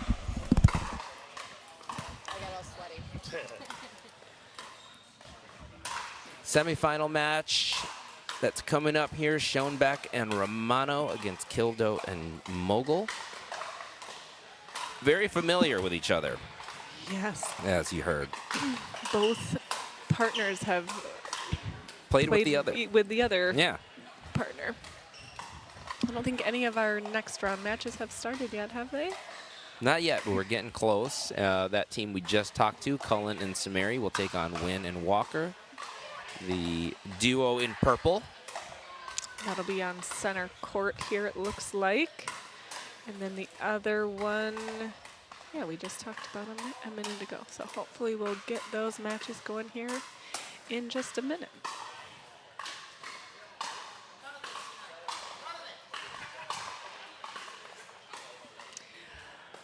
Let's talk. There's some exciting things coming to Holland Pickleball, right? There First, is. there's some indoor courts coming in, I hear, in the old Yonkers. What do you know about that? The old Yonkers, yes. There's going to be 6 indoor courts there, dedicated pickleball. There's going to be a walking, what do you call those, a ramp? Whatever. Like a track? A track, Yeah. there we go. That is going to be in there, and so yeah, it's going to be a great little spot for pickleball for Holland locals. Great. So exciting things coming to Holland. We have more pickleball courts coming in and a feature film about our hometown, huh? Oh my goodness, yes. Yeah, I just saw this the other day where there's this really creepy film about Holland. I think it's like a horror movie. It is. Nicole With Kidman's Nicole in it. Kidman. There was a little bit of filming at Windmill Island, which I spent some time at. Tulip Time's in it, but it was shot mostly in Tennessee, I think, Nashville. So that's Was interesting. it shot in Tennessee mostly? Yeah, a lot of it wasn't shot in Holland. So, Okay. but yeah, anyway, Holland on the map. Amplifier Vodka is one of our sponsors tonight. They're also sponsoring the Beer City Open, which you heard a couple players mention tonight.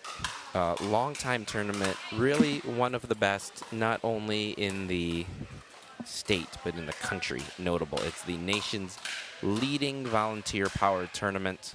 July 8th through 13th. Get ready to sign up. Get ready for, I don't know exactly how signups work. There's always a system. I believe this year is similar to last year, where it's going to be open for a specific amount of time, and then it'll be a lottery system. Okay, that makes sense. And once again, MLP will be here in conjunction to that. That was really cool last year, and that will happen again. So You have to get those ground passes this year, which I know that Andrea has done a really good job keeping costs. Andrea and Paul have done a great job keeping the costs low for that, and the last couple years we've gotten away with no costs. So I know that's a change this year, but it makes sense. It seemed like a matter of time. It's needed. Yeah.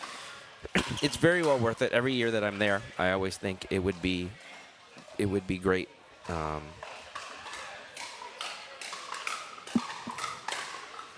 Like I would easily pay. I was like, I would easily pay for my access to this. So it's wonderful. So I said last week, ask for your PTO now. Everybody always regrets not taking the week off. Take the week off. come hang out at BCO, watch your friends play yourself, watch the best in the world play, have a couple beers if that's what you want to do, have a crepe, and let's party. I look forward to the crepes every year. Yeah. And Elders Helpers, longtime supporter of pickleball in the area, Nikki Hort has been a big supporter. They were an early sponsor for Jason Landier when he was launching his career. Always are ready to jump in and sponsor events here, support pickleball. They are players. Nikki is a player. She's here tonight. So thank you to them. Fat Tire, another sponsor for not just TPN, but Beer City Open. Makes sense, right? Beer City Open. Beer City, yep. They've also sponsored Earth Day Open one year as well. Great. Yeah, the Earth Day Open. Jam Stretch and Fitness. Right here in the building at All In Pickleball. So if you want to keep the longevity going, you want to be able to play pickleball for as long as possible, you got to take care of your body. Stretching is so crucial. They make it easy by putting it right here. Yep. Especially as, I mean, I've hit the 40 mark this year, so I've not been a stretcher before. Yeah. But I've done a lot of foam rolling that I didn't do in my younger age. Same. I'm just learning these things now. You'd think I would. So far, knock on wood, no injuries. But I think you should go back. They should teach us those things in school. Yeah. I haven't done long division in like 25 years, but I do wish somebody had told me to foam roll every now and then so that I don't blow my calf out playing pickleball at 39. Right. So true. Yeah. Earth Day Open, that's coming up in April. The Earth Day Open, the annual Earth Day Open that reminds us to take care of the earth so that it's not raining and snowing on Earth Day every year during a pickleball tournament. Yeah. we got almost every match in last year with we started the brackets and then we had to end up, so we were just shy, but we do have prize pool this year for the open divisions, $1,000 for mixed women's and men's, and $500 for singles. So I'm looking forward to that this year. That is one thing that I like about that event, and I think a lot of other players do too, is that it has singles in it. Yeah. Which you don't have a lot of the time if it's not like a BCO or something like that. And so it's nice to get some singles tournament practice. Yeah. And some real fire there from Monica. She's just attacking away. Misserved there. Same gal. She said, "You're welcome."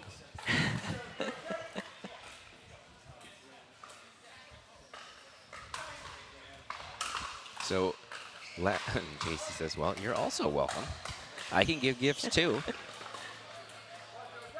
And it's 1-0. Jeff Howlett is down there with Nikki, and he was my co-host last two in a row, about 2 serve returns into the net. Jeff was talking about how he does a mental game clinic with DJ Howard. Yes. Do you incorporate any of that into what you guys do with lessons?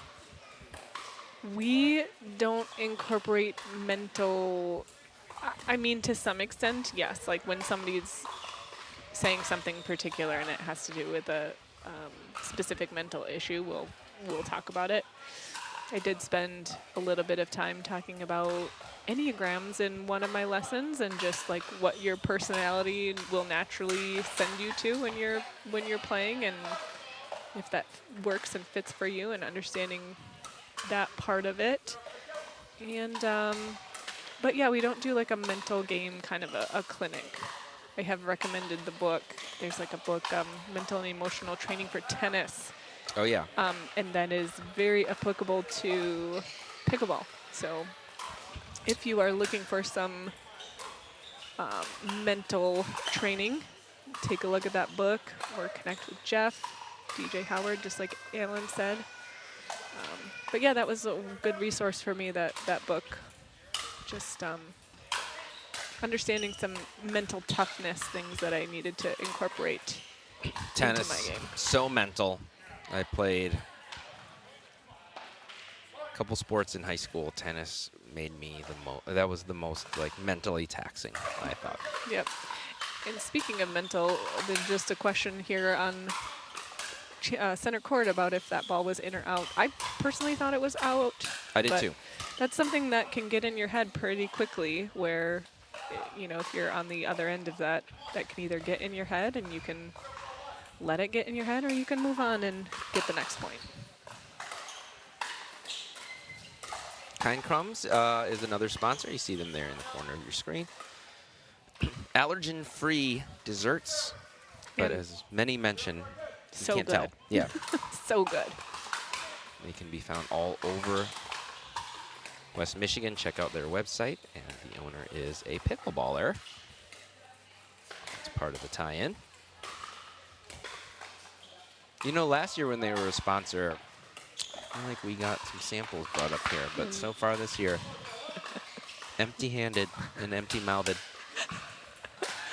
That's how I know they're so good. We had them as players too. Oh, that's right. Yeah. Mhm. Yeah. So good. Um, At the time, I was dairy-free, and I was like just so elated to have a dairy-free cookie that was so good. Yep, and they have donuts. They do birthday cake.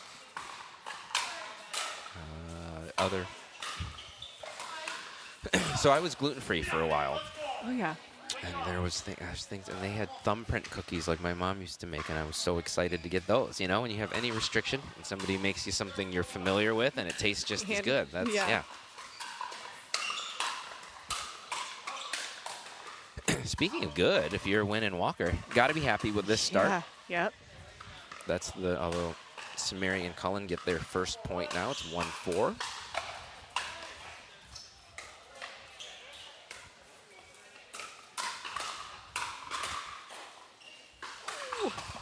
Just clipped it over the net.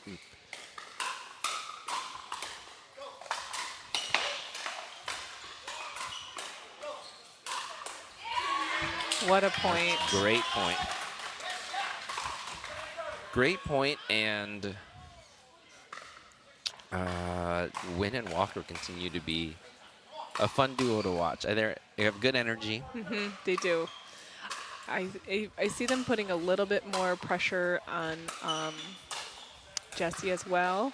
They're able to keep the ball in that far right corner, it looks like, and I'm guessing their goal may be to pull Casey in pretty far, and I'm gonna have to wager that Monica is not gonna be afraid to shoot one behind him eventually here.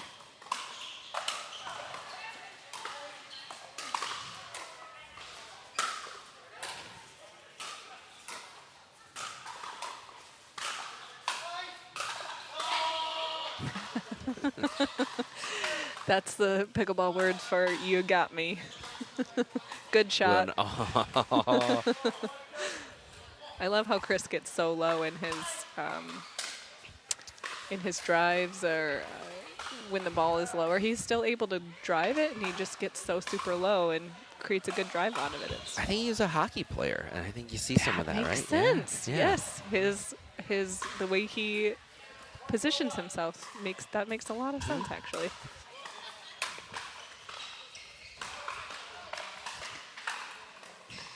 Well, I feel like I had a question for you, and now it escaped me after all the hockey talk. Well, we are on Court 2. Schoenbeck and Romano off to a little small lead here at 7-6. It's been a well-played match. Kildo and Mogul. This one seems Very like it's been back and forth and back and forth. Yeah, very well-matched teams. It's a great shot from Melissa. Firing it up the line, and he hits it too long. So you're still giving lessons? Still giving lessons, yes. And what are the levels of your lessons? I know you start at very beginner, right? We do. We go from beginner up until pretty much 4.0, I would say. We have a road to 4.0 class, high 3.5, 4.0-ish. We have the road to 4.0 class is probably the highest kind of class concept that we do. But I think our wheelhouse is more like I would say 3.0, where we're kind of approaching 3.5. That's my favorite, is getting people. That was a great shot. Counter. Getting people to think about the game, right? A lot of times when we're beginners, it's like, I gotta get the ball over the net, and so we're trying to help people get past that and think about what shot they're hitting and what the best shot is based on where your opponents are, instead of just getting the ball over the net, because that's not good enough anymore. So that's where my kind of favorite spot is. Yeah, very beginner, I've noticed, because I've done some very beginner lessons, and there's a lot of like, you don't even know the scoring. You don't know, am I up? Am I back yet? And then you're worried about hitting the ball over that. So you feel like there's just a million things getting thrown at you at once when you first start.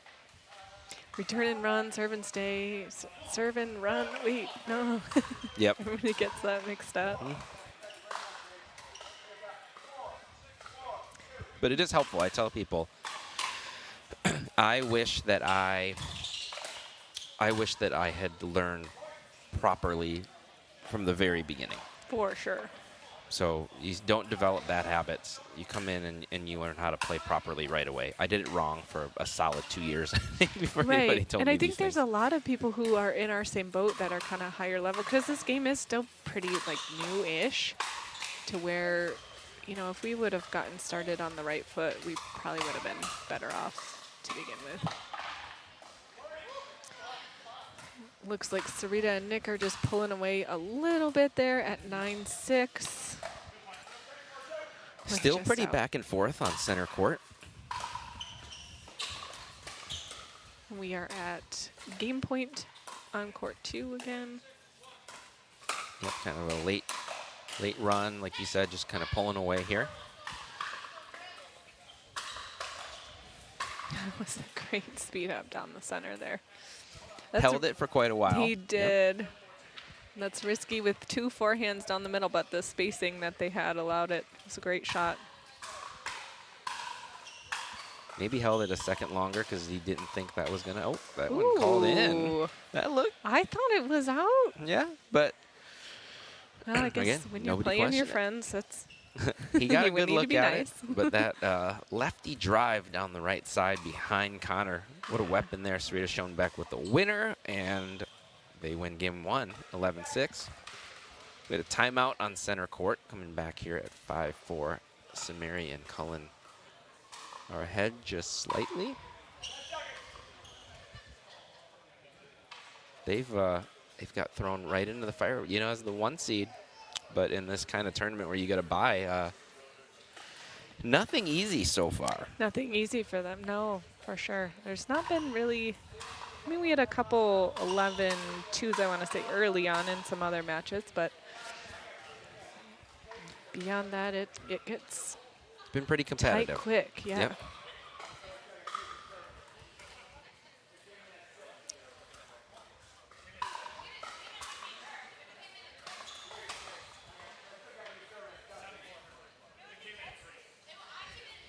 I think we're debating here who's the correct server coming off of a timeout. So I think we have figured out it is now Jesse serving on a 2. We are at, I think, did I hear 7-4? Yep, it's 7-4. Shoot. Monica says go and also sticks her paddle out. Shoot. New partnership. New partnership. At least they're coordinated on the outfits, though. Yep. Yep.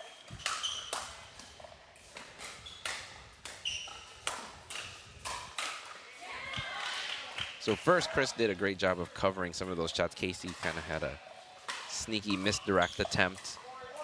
He blocked that back, and Monica Nguyen finds a way to finish that point. They're going to try to cut into the lead now. That's an athletic move, but didn't result in winning the point. Looked good, though. The tennis slide. Yeah. I haven't figured that one out. Have you? The tennis slide? The tennis slide? I haven't even attempted it. You know what? If I'm having to do that, you can have the point. I'll learn. I'll try to win it back the next time.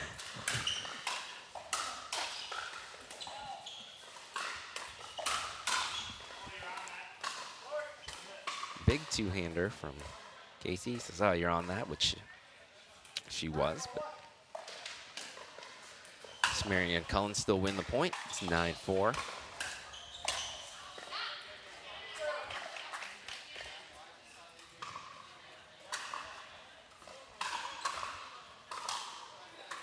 2 points away from game 1 here are Sumerian Cullen, the 1 seed.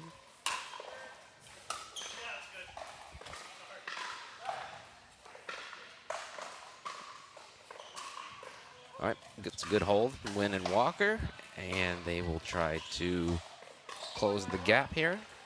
4-9-1.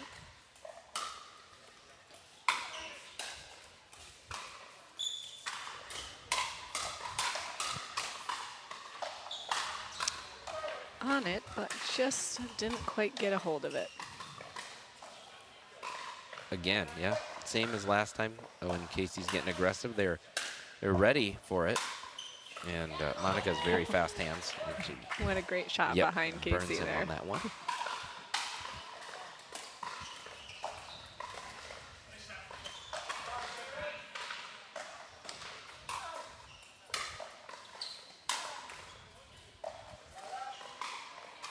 It's a rare miss on the 3rd shot drive tonight from Chris Walker. He's been, as they mentioned when they came up here, those have been on for him tonight.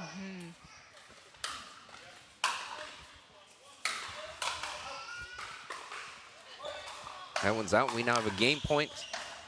Samari and Cullen looking to close out game 1. No switch here from Wynn and Walker.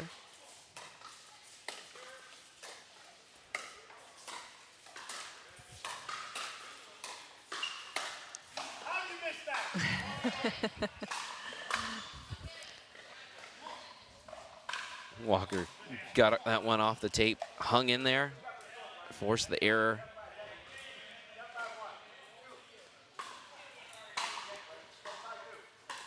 (10-5-2). We got it correct now.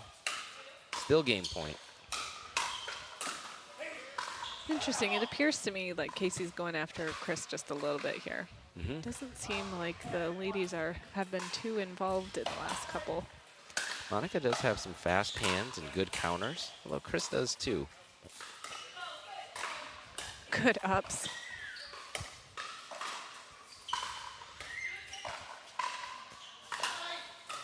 A 2-lob point and then a dropper that Chris gets to. We're still playing. Another lob. Wow. Tweener. And a tweener. Lob back back onto the other corner. We're still Oh, playing. There's Ernie. an Ernie. And the ball's out. What a point. Oh, did somebody have a foot fault though too first? I thought Chris might have been in the kitchen on that Ernie. But still very entertaining. What a couple of shots. I think on that one, you couldn't see it on that replay. I think Chris's foot was, yeah, I think Chris's foot was in the kitchen on that. I wonder if that's why Monica sailed that, because I bet the ref called foot fault.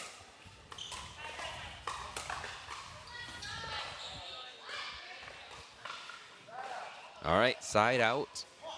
And another look at a game point for Samari and Cullen.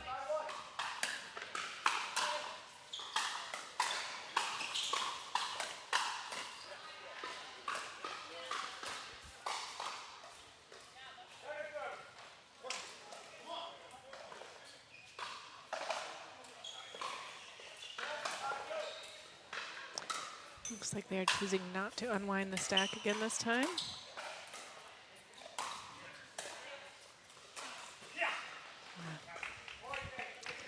Puts one in the net, and that is game point. 11-5, yeah. I think we heard some of the players talk earlier about Sarita was talking about not unwinding. Maybe when you're playing somebody that has a strong drive that can take advantage of that, I would say Casey probably fits into that category. For sure. Jesse, too, for that matter. So that could be why they chose to held. I think Monica's very comfortable on the left as well. Yes. Yep. 4-4. It was and That's a that same great shot again. That's, I think, the one that we last saw from her. She's doing it again. Those lefty angles, though, those are sometimes tough to get used to. And same gal. And as a guy on the left who likes to play middle, that has to be really annoying to Connor. That she can hit that shot. It's going to keep him at home a lot more. Although he's still coming over and taking some space here.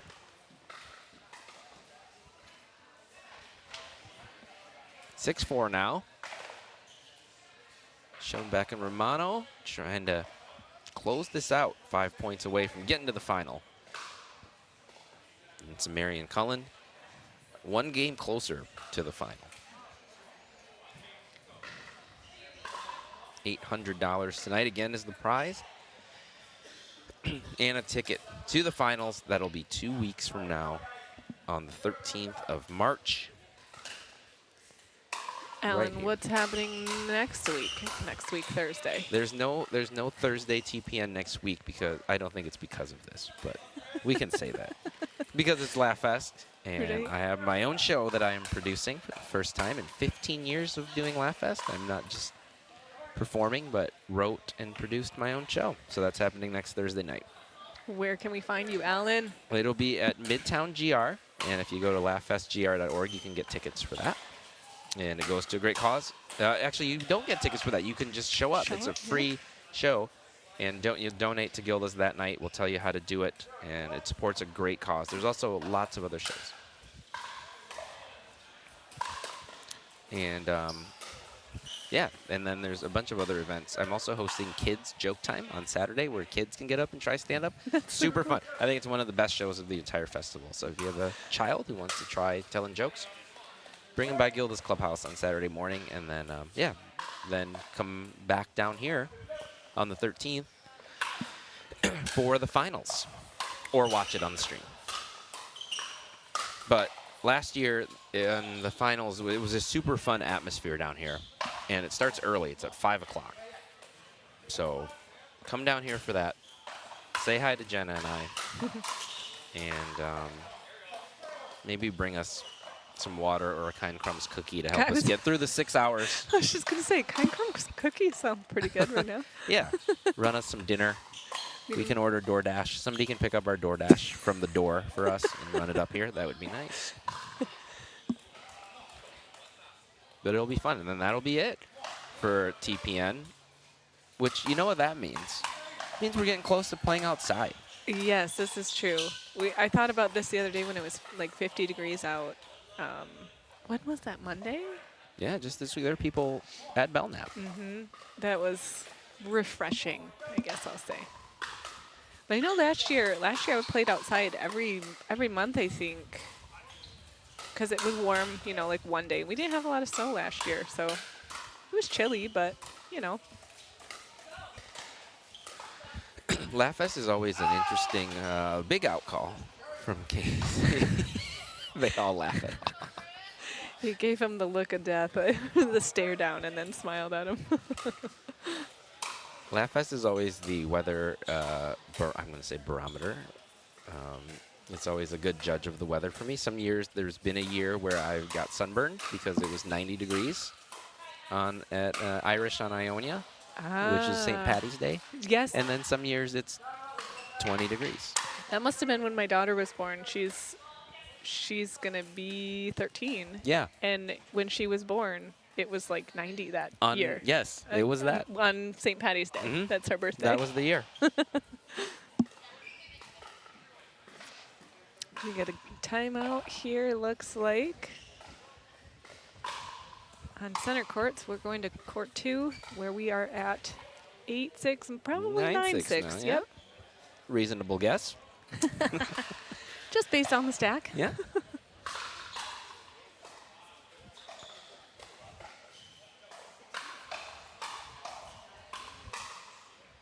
This is just one of those things, too, where as I'm watching this match, one of those times where I don't think the 3C Kildo and Mogul, I don't think they've played poorly. I think Schoenbeck and Romano are just really well matched. Complement each other really well. Yeah, I agree. You have an aggressive lefty, and that's a huge weapon. A huge weapon, especially in mixed, and then you have her partner who is so steady and consistent. And can attack himself too, but I think knowing he has an aggressive partner has really played into it really well. And so that's 11-6, 11-6. They're on to the finals. Schoenbeck and Romano. Nick's been in a lot of finals. I believe this will be Sarita's first final. That was a great shot from Monica past Casey? behind Casey, yeah.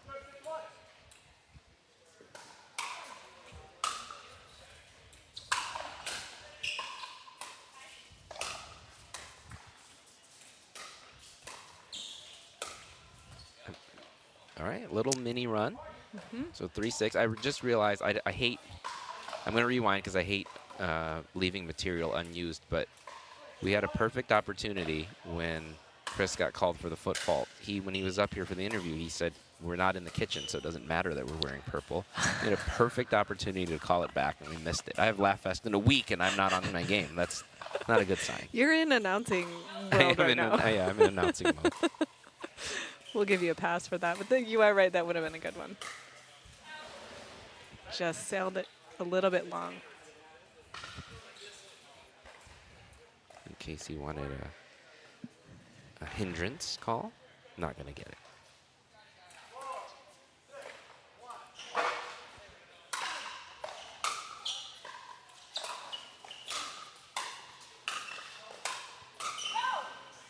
Could leave good partner communication there. Sometimes that's what I need too, just somebody to just yell at me. Don't Okay. hit that. Okay, I won't.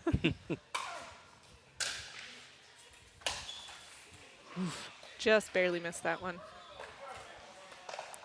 5-6, though. They've hung around in this one. Mm-hmm.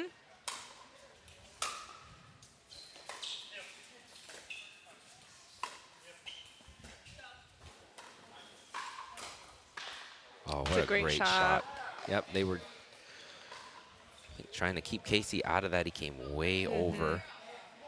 That's a tough thing when he comes over because you don't know where he's going. Is he going way back to Monica on the right side there, or is, I mean, good on him to see that opening. He also can get around that. I've seen him do that and Mm-hmm. hit an ATP. Great job by Jesse, too. Prior to that, I thought Monica hit a really good drop. Chris hit a couple of good dinks. She was able to keep it going and allow for that winner from Casey. They're up 7-5 now, 4 points away from an appearance in the finals.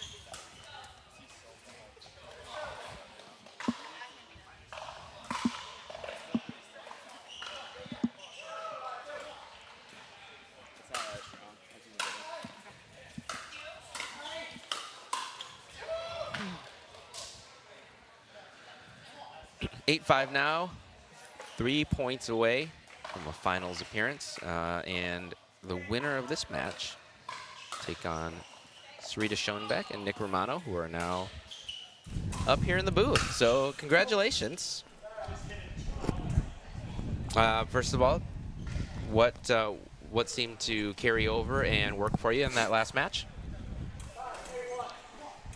Well, I mean, it was a battle. both starts of the games were kind of back and forth. In the first game, I feel like, what did we get? We got 3 points in a row off Sarita's serve, so that was huge. Got us a little run. Same thing in the second serve. We got a couple freebies off my serve, and I think one on Sarita's. And, I mean, a couple 3-4 ball runs was kind of the difference in breaking away in both those games. But for the most part, it was back and forth. Sarita, every time I looked over to your match, it seemed like you were firing a drive beyond Connor there. Is that a I got maybe a few of them, but Yeah, I she has also some need sweet to drives. learn not to always do that with Connor, because if he's there, I'm destroyed. So it's a little bit risky.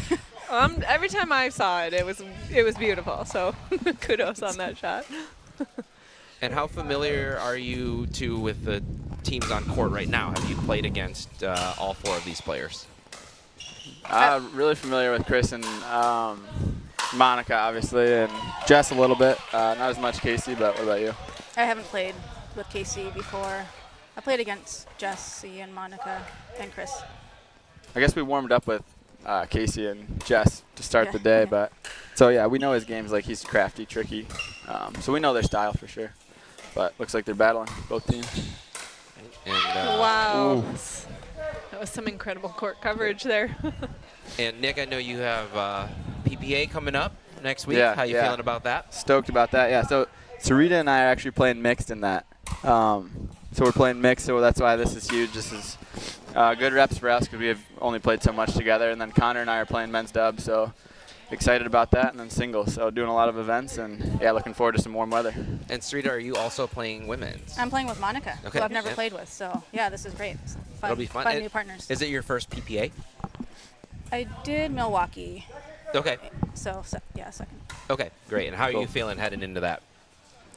I guess I didn't do pro qualifiers, so Okay. it'll higher level now. I'm excited. It's fun playing with Nick. All right. Well, we're excited to watch you guys. We're excited to see you in the finals first, but certainly best of luck in PPA. We'll let you have the advantage and rest a little bit before this match gets started, so we'll let you go, but thank you. Cool. Congratulations. Congrats, guys.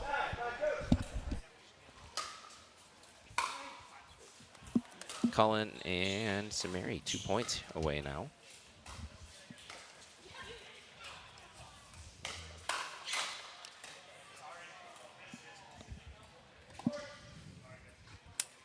It's 10-5. Here it is, match point. Cullen and Samiri.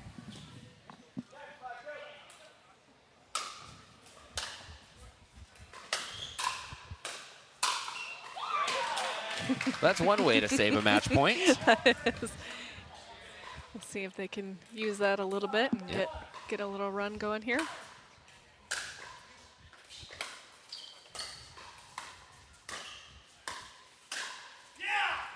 Finds that middle yet again. Thread the needle.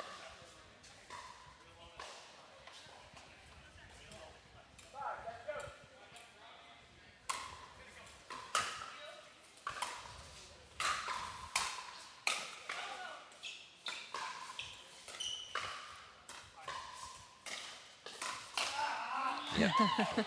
That I was saying, I was just thinking to myself, he's way over. They got to find one. Get one behind him. They do, and it's 6-10 on the 2.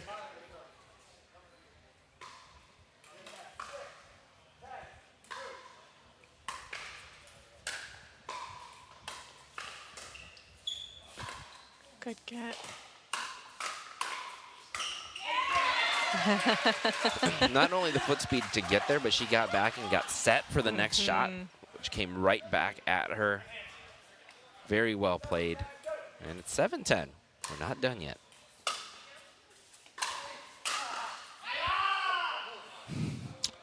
So much for that possession. A nice little, Casey says, nice little run, Yeah, but. good 2. That was a good 2. Yep. I'm going to go ahead and no look this over there. I think he did the Tyson McGuffin ear thing. I hear the crowd thing. I missed that. Yeah.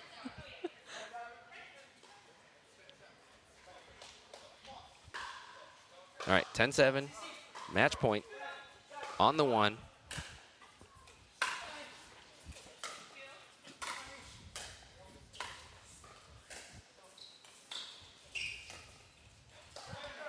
One saved.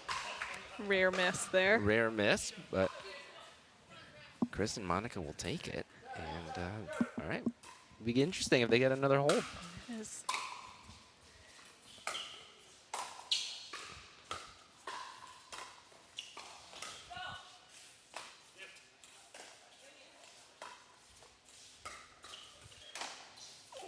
Oh, just keeps got it it. in. Just keeps it in. And it's another hole. They got 2 last time. They would love to get 3 this time. And watch out. After 2 holds, I think they're capable of doing that. Whoop. I like it, though. It was a short return. Chris really went for it on the serve. Yep, and Chris just told her, yeah, fire away.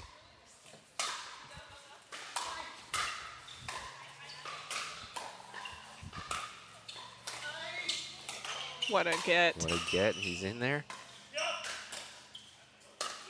Oh, What what a an shot. angle. They are getting fired up now. They are. That was an incredible point, though. Several in this match. Great setup by Jesse. I just want to point that out, too.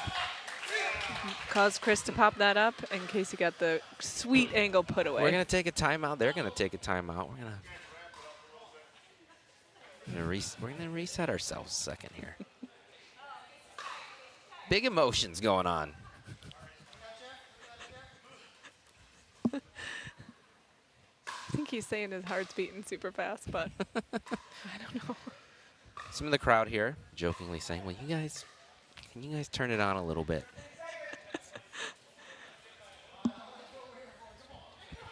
Here we go.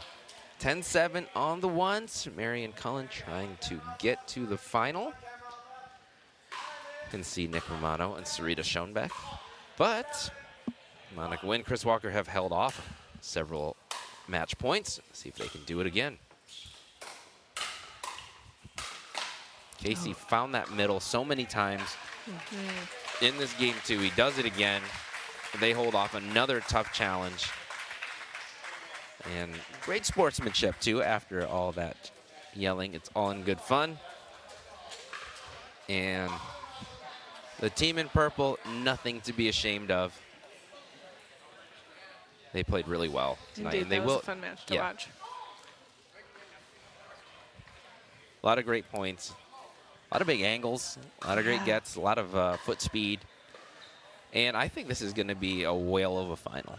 I'm really interested to see how the style matchup comes together, because you have some dynamic players on the court. You've got, the lefty throws a new wrinkle into that. Right, and how big Casey was playing, or how big he has been playing, and Sarita's drive behind the guy has been working well for her. Yep. So I'll be curious if she pulls that out. She's got a wicked drive. And it sounds like they haven't played each other much. So I wonder if early in this match, Casey's not going to know to look out for that. So right. She may catch him a couple times.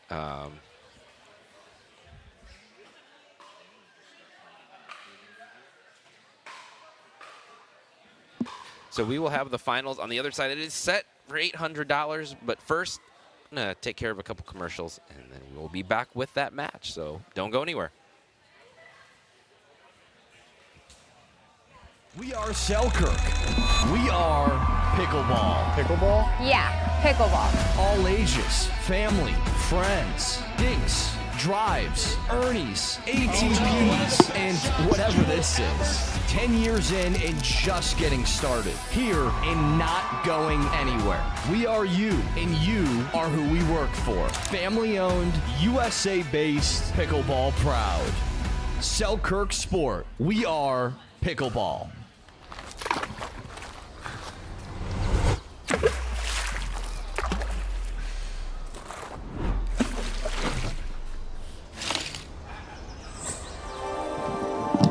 Less is more, unless it's less beer.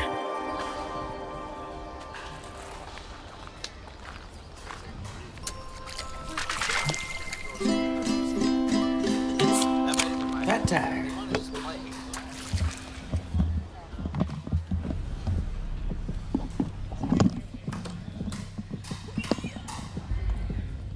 I did just wipe them off, so they should be clean. I'm wiping all the sweat off.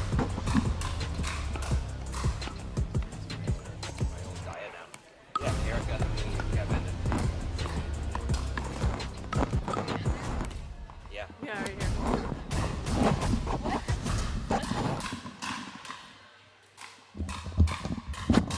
All right, we are back, and we have our next finalists getting a breather before the championship match. Casey Cullen, Jessica Samari. Congratulations, guys. Great match. Really good match.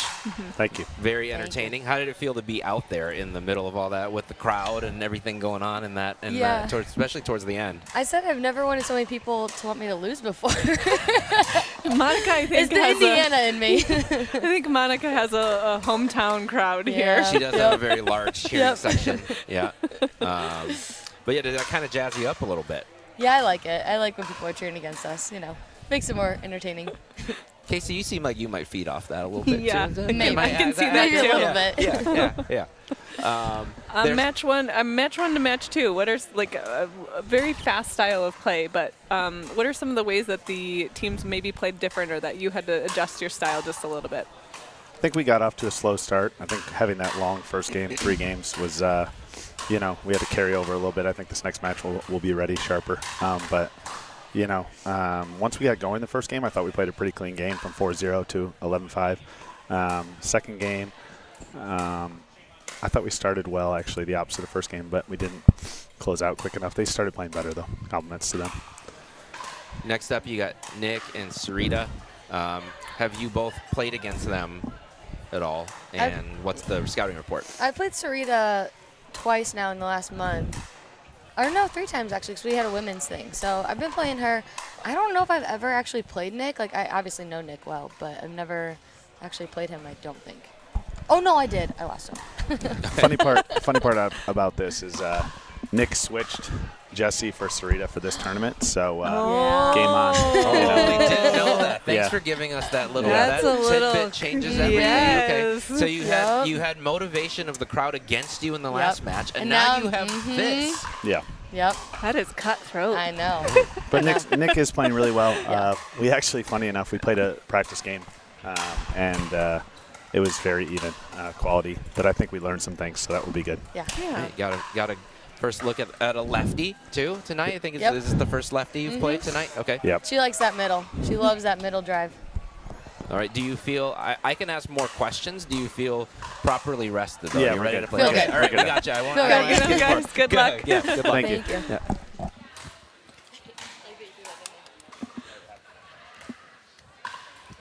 Yeah. All right. We got a little partner drama. Always like that. Oh, the drama. The old drama. You and I know nothing about drama and pickleball. No. You know what? It's so funny. I actually, I don't remember who it was, but I was talking with somebody, and they're like, "My goodness, I didn't know that pickleball had so much drama." Well, Yeah. It happens. You know what it is, but that's also what we like about it is that you play in such like tandem with your partner, right? And it matters so much, and partner chemistry matters so much. And so I don't ever remember playing doubles tennis and thinking, I need a break from my partner. I got to play the next you're one. saying without that this. happens in pickleball? I'm saying that can happen in It can pickleball happen. because you're sharing a much smaller space. Yeah, and for quite a long time too. Yeah. And there's more setup. There's more like I need to know. I think there's a lot more of like I need to know what my partner's doing and not doing, right? And so, yeah, I think that's the reason that you end up with a little bit more partner switching or little squabbles and that kind of thing. And I'm not saying that doesn't happen in doubles tennis. It happens plenty, but I think you see that. I think you see it a little bit more. Yeah. And I think the frequency of play, because that's one of the things I like about pickleball too. My body could not handle playing tennis multiple times a week for the hours that I play pickleball. Sure. So. All right, Sarita Schoenbeck, our first player we're spotlighting here, Santa Barbara, California, but now living in Ann Arbor. She's a professor. She's a 5'2" Duper. professor? Yeah, loves her forehand poach. That's Loves her awesome. forehand everything, I think, but the poach in I could see particular. her doing a poach for sure. Deceptive, though, because that makes you think she doesn't have a backhand. She has a backhand. Right. I think her backhand dinking is really good. I think it's one of the stronger parts of her game, and sometimes we focus too much on the forehand, but really good on that backhand side. Do you know what she is a professor of? What she teaches? Oh, man, she told us one week up here. I'm going to look back in my notes. Her partner is Nick Romano, also from that side of the state. Pinckney, Michigan. Played tennis at Spring Arbor. Loves his drop. Again, along with that, I would say his drop and his reset.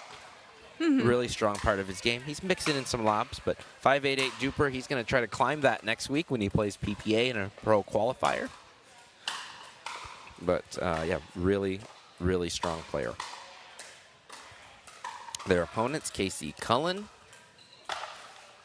He played tennis at Western Michigan. He likes an ATP from the left side called the Banana. I've never even attempted one of those. We did talk to him about that last time. I think did. we did see it once. Yeah. Where he went so far out on the left side for the ATP, and then he kind of like sliced it in, if that makes sense, like a banana from the forehand. Yep. On the left side. It was a pretty cool shot. It is a very cool shot. Originally from Birmingham, lives over there now, but like I said, did play college tennis at Western Michigan. Still coaches tennis, has coached tennis for a long time. 6'3" Duper.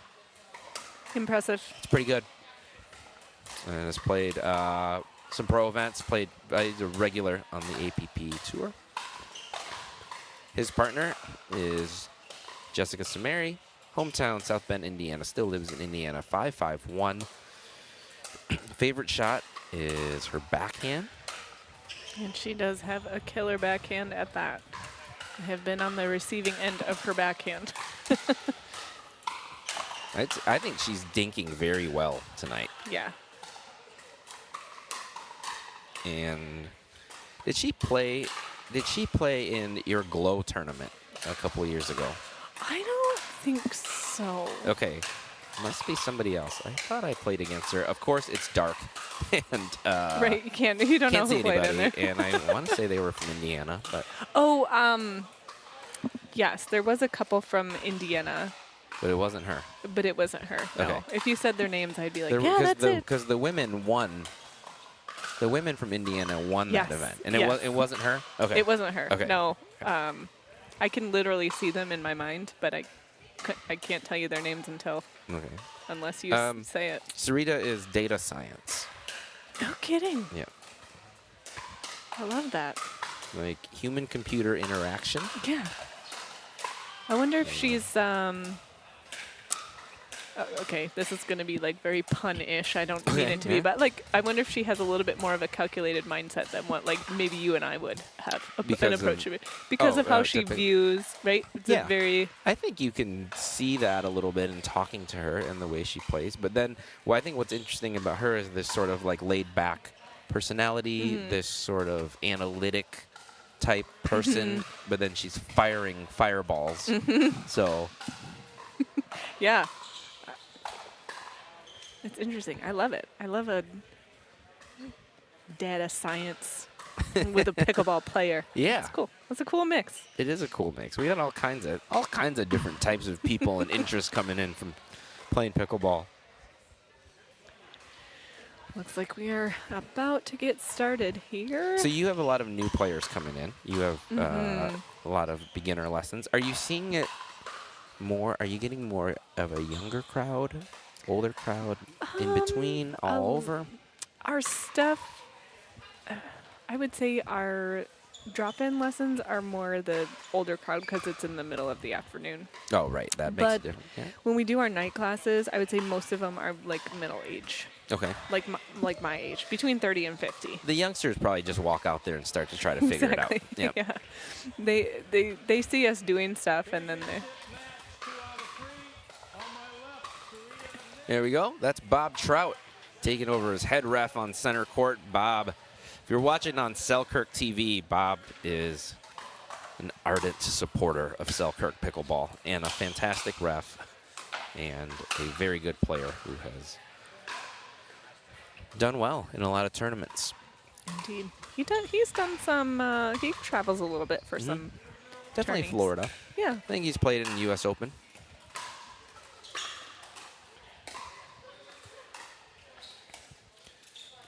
One of the first higher level players I played against when I first started, not knowing what I was doing, walked out onto a challenge court at Belknap and thought, I better not fire too many, I don't want to rifle too many balls at these older guys. And they whooped up on me and quickly showed me that that doesn't matter, buddy. Age doesn't matter out here. Yep. I love that about pickleball. Love that. Absolutely. My dad and my son actually have done a tournament. So I think it was when my dad was maybe 70, 71-ish, and my son was probably 12, 13 at the time, maybe 12. So it was just cool to see them be able to have that memory together. Very few sports allow for that. Maybe a golf scramble or something like that, but there's not much. Right. Yeah. You and your dad and your son aren't gonna go sign up for a 2-on-2 beach volleyball tournament together. I don't think. I don't know your dad, but I'm just gonna assume that.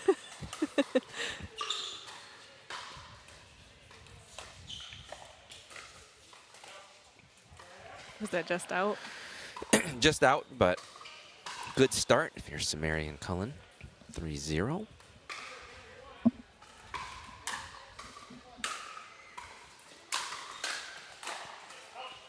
Ooh. Well, bad net love. She just got out of the way of that one. Aggressive early start here from Romano and Schoenbeck. A couple of third shot drives.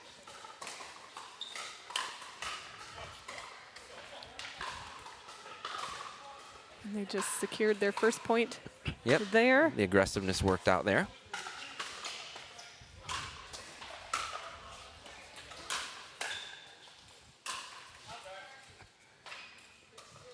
Some more net love. More net this love. time in their favor. Yep. And more big rips from Nick, who said his favorite shot was the drop, but so far coming out firing. Yeah, I was actually just thinking that same thing. There it is.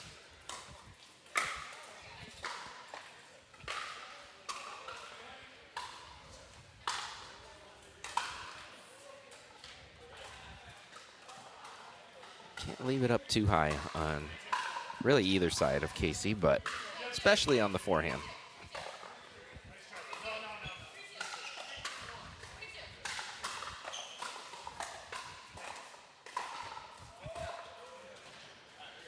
Score correction, 3-2. 3-2, that is correct. That is correct.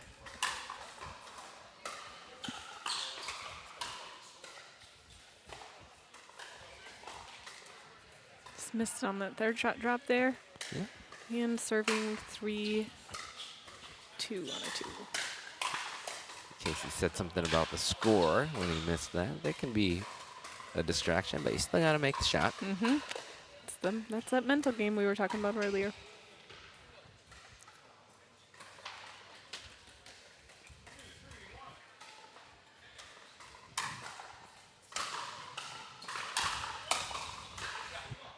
Great shot. Just catching him on the move. Yep, and just like Jessie said, she loves that drive down the middle. So I'm looking for her. I'm looking for that drive behind Casey as well. Yes, I am also. What happened there? Was it something long? Maybe something was long. Happened behind my monitor, so I didn't see it. That one just missed.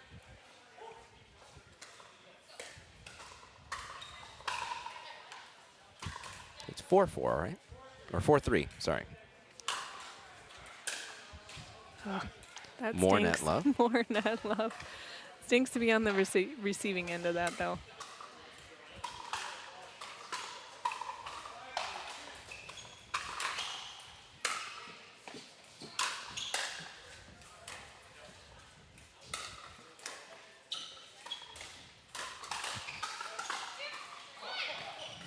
One just wide. And a nice little run here for Schoenbeck and Romano, 6-3. I think so far making good decisions about where to go to the ball are Schoenbeck and Romano. Did that one hit the net too? No. Okay. Yeah. I was gonna say it I looked don't like think it so, no. bounced up, but I was just caught it in my corner of my eye. This is a good timeout here. Yes, I agree. When you have, he said a player playing big like Casey has been in the middle, I think Srita and Nick are choosing their spots really well.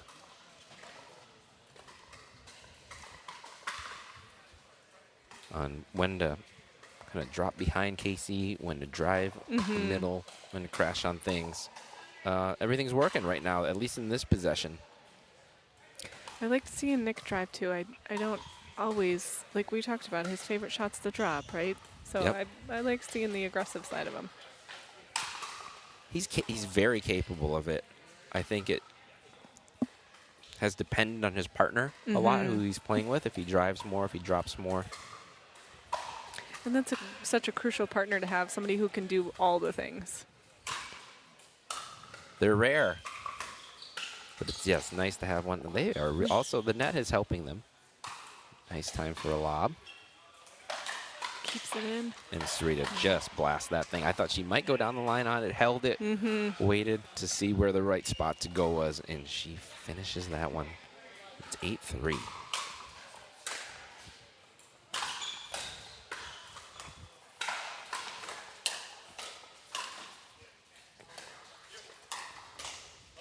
Yep. Behind. Again, Good choosing shot.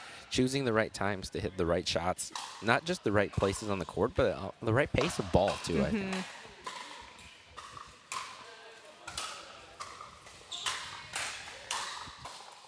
Ooh, just a little bit They were, long. yes, if that one went in, I mean, they were on real fire there. That one just a tick long. We'll see what happens when they unwind the stack here with the strong drives that they can have. Very spinny return, I think, helped their cause there. Yep, yep.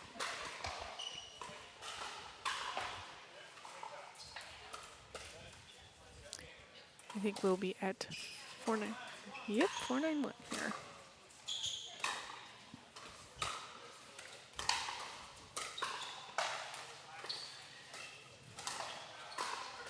And this time choosing not to unwind the stack, so we have 2 backhands in the middle, but that doesn't seem to be an issue here.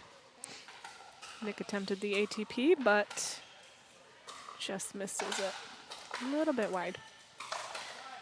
Wonder what caused them to stay on that one.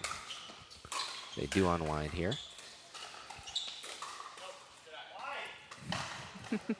Casey's saying, why? I think a little bit of scoreboard pressure. Maybe. Create something. Yep.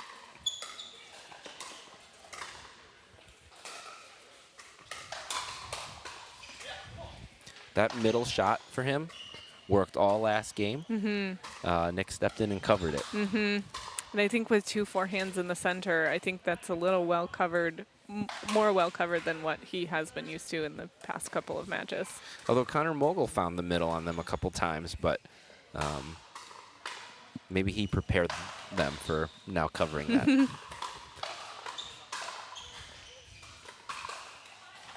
Because I guess sometimes 2 forehands in the middle can lead to a little bit of who's hitting that, you or me.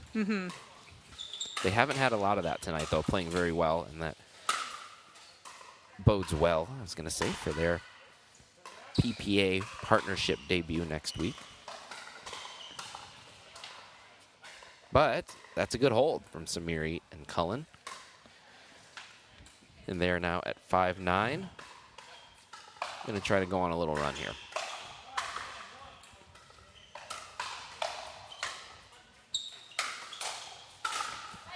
That's one way to close the score gap. As he takes over the middle, and it's now 6-9. That's one thing with unwinding the stack. I don't think Sarita was like quite set on that drive. They're staying here. I think that was a late adjustment due to where the serve was. But well played by Sarita on that one.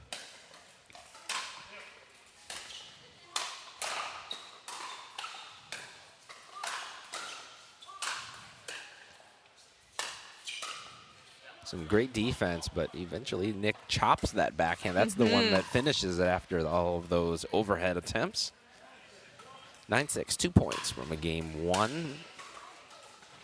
Sometimes it's that off-speed ball that just causes you problems, and that one sailed just a little bit long there. Yeah. Barely. An inch, maybe.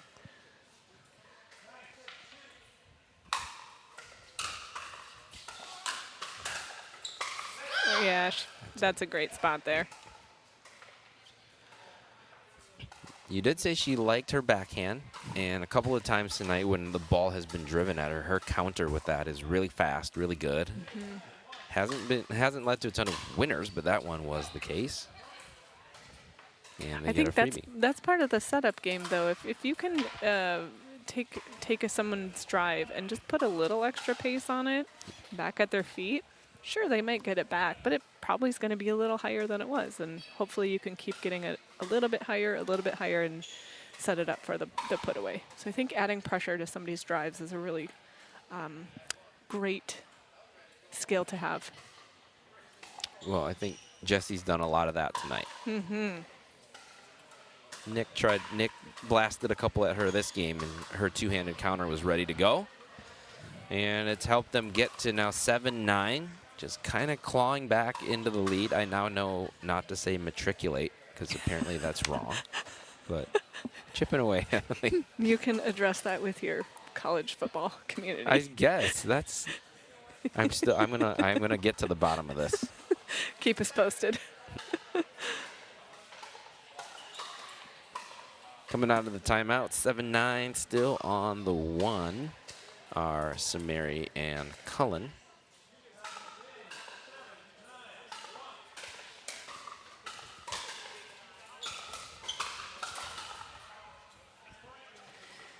Just missed it in the net there.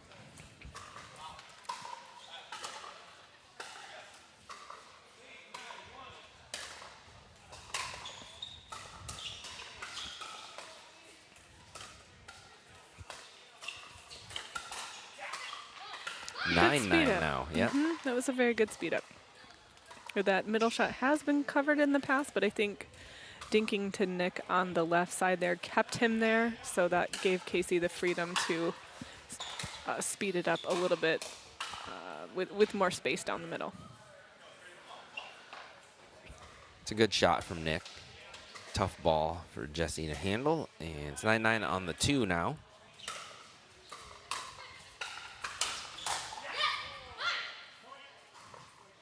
Casey forehand finds the middle again, has a lot tonight, and this is game point coming from a good amount behind here to now be in position to take game 1.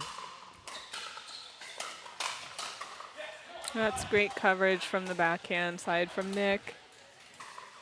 He's been ready for those shots, and so now it's 9-10.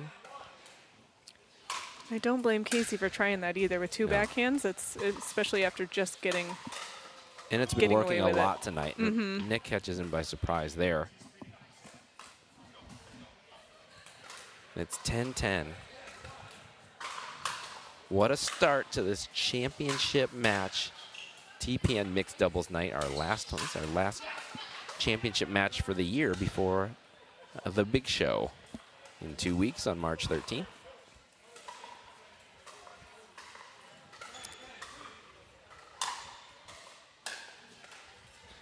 Oof. Missed. 3-point return. And at 10-10, and it's now 11-10.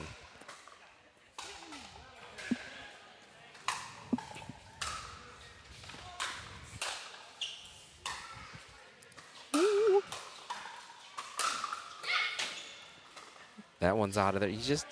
The way that Casey reacted to that missed serve return and walked back to the line, I was like, he's just going to try to blast this next point out.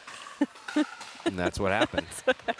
And he may try to do it again here, 3 points in a row, and see if he can pull out a victory. I have our answer. I was waiting. Matriculate is used only in football as a slang term. Okay. So the original definition you read is correct. And then a football coach named Hank Stram, who coached the Kansas City Chiefs in Super Bowl IV, I think jokingly or mistakenly used the word and said, just keep matriculating the ball down the field, and it stuck. There you go. So there we go. Now we learned something new. I knew I couldn't be wrong. Oh, I for knew. sure. Yeah. I'm going to use it in pickleball now. Exactly. No, same. Matriculate your way to the kitchen. Definitely word of the day. That was a great ATP. Doesn't count. He didn't run around it and hit a banana. I'm kidding. He could have, though. He could have. That was set up there. Jeff Hollett standing in his way. Come on, Jeff.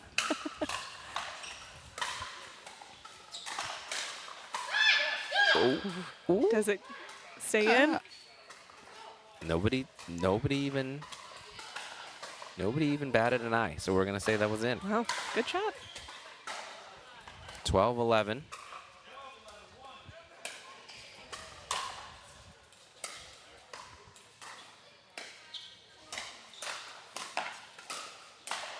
Oh, wow. Jesse covers that shot from Nick. Opens it up for Casey to, that's a great comeback and a victory in game 1 for Sumerian Cullen. Got to be a little disappointing, too, on the other side where you had a lead. You had a couple looks at closing it out.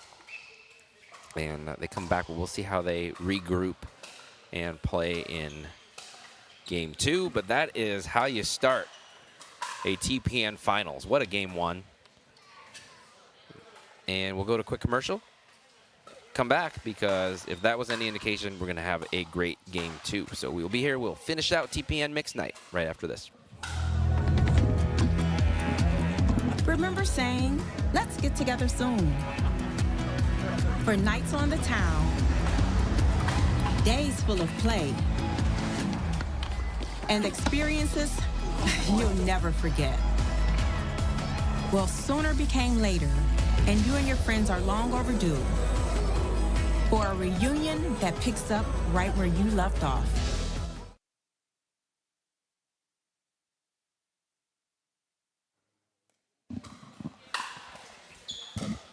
We are started game 2 here, TPN mixed doubles. This is Thursday premiere night. Best players from usually just around the state of Michigan. We do have an Indiana native, Jessica Samari, who's played in a couple of these. She's Northern Indiana. Yeah, like, she's South Bend area-ish, I want to say. Yeah. And she is looking for a title here with Casey Cullen. They had to come back, hold some match points, or game points, sorry. Broke my own rule. And I'm just glad I'm not the only one. It's an easy mistake to make. Better.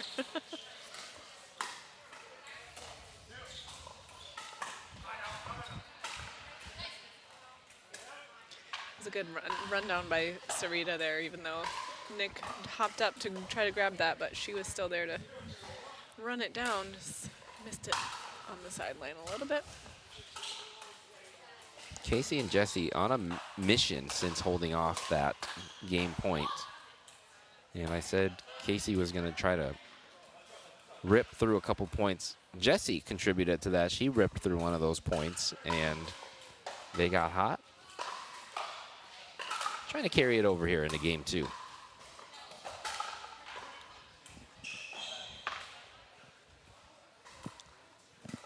Interested to see how Sarita and Nick going to regroup here.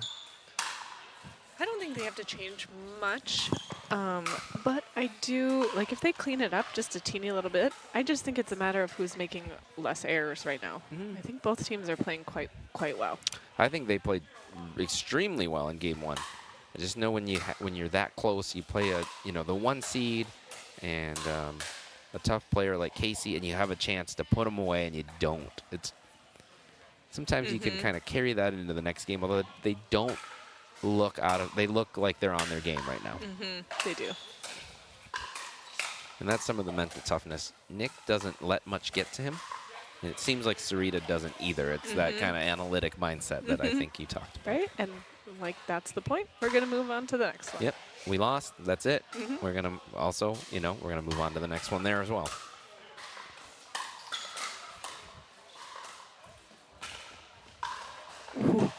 And hits and friendly net roll if you're Sarita and Nick. It's 3-1, early lead.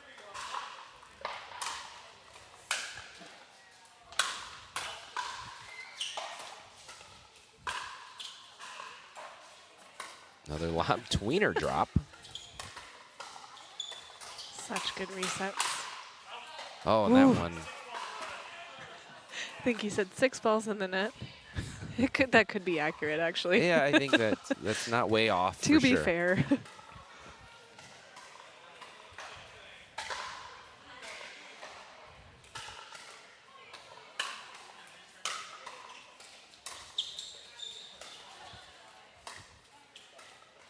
It's a rare miss on a backhand dink, but they got a little something done. Got a lead. It's 3-1. Or 1-3 now, sorry. 1-3-1.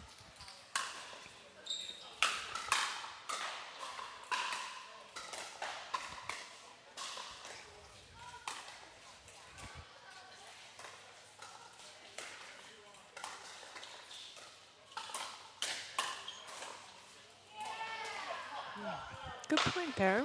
Good point by everybody involved, I think, yeah. Definitely seeing a lot more dinking in this game than I think we have in our previous 2 matches with Jesse and Casey.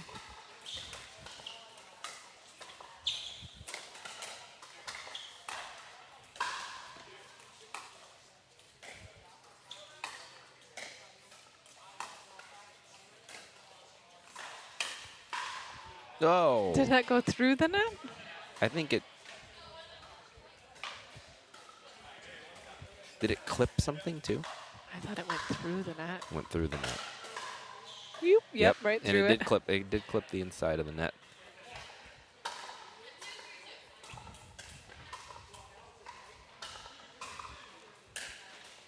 Which is actually a higher degree of difficulty shot. I think if you can hit it, if you can hit that, you should get the point. That's precise.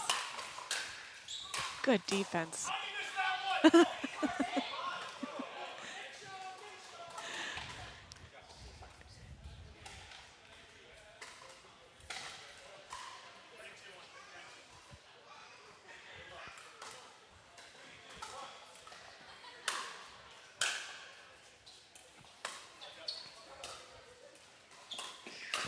Nick got there, but Casey's there for the next one.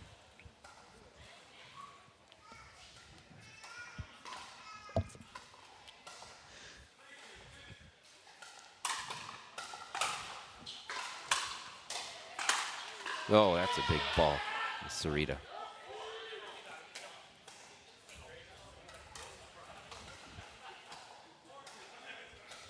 There's her forehand poach she was talking about. She was talking about that setup from drive by Nick, which Jesse countered, but Sarita was ready for it.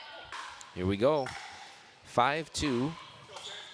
Schoenbeck and Romano building a lead, which they did last time, game one.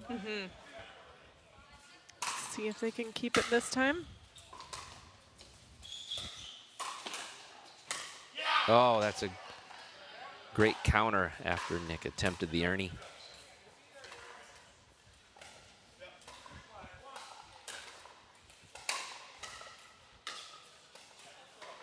Was that an Ernie? I couldn't tell from here. Looked like he hit a backhand maybe from inside the court and then jumped to the other. I couldn't tell from the angle I had. Yeah, anyway, I don't know. whatever it was, it got countered and it was a side out. That's a fast side out there, and Schoenbeck and Romano are back in possession. 5-2-1. That is, Nick ran down a ball, dropped it into the kitchen from his backhand side, got back into the court, and finished on. That's Put pretty it good. away. That's pretty good.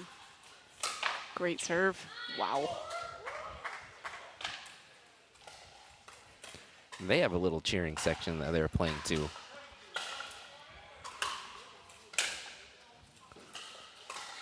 That one just caught the back line, the return.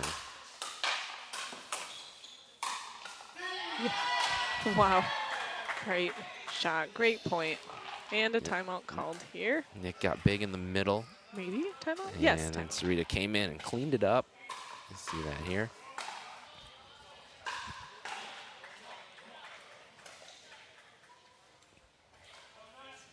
Having that lefty in the middle is nice when you get one of those balls popped up and you're not there. She's there to clean it up. And it's at 8-2, although we remind you, in game one, they had a pretty solid lead as well. Cullen and Samiri charged back and were able to matriculate their way back into the match. And I love how you're just throwing it in there now. I'm making it happen. So good. So we'll see what this timeout brings. Casey was drinking something out of a can there. I don't know if it's energy drink.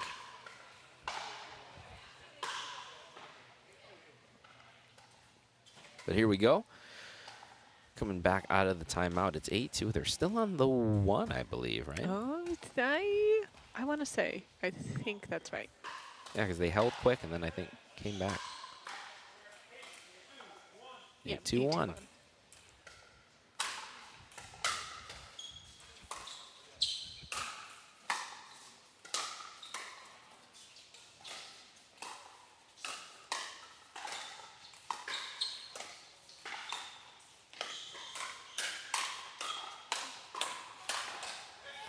Wow, Great is that well played? point. Yes, Yes. by Schoenbeck and Romano. Casey just hasn't seen too many of his balls reset tonight, and that's happening over here now. They're taking his pace, resetting it, getting themselves up to the kitchen line, and yeah, that just hasn't happened in the other matches we've watched them play. Another little net love. Casey's going to love that, I'm sure. And it's 10-2.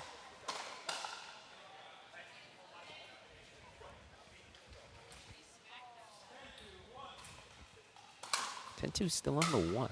So 2 looks here to close out game 2, which they had some looks to close out game 1 and weren't able to.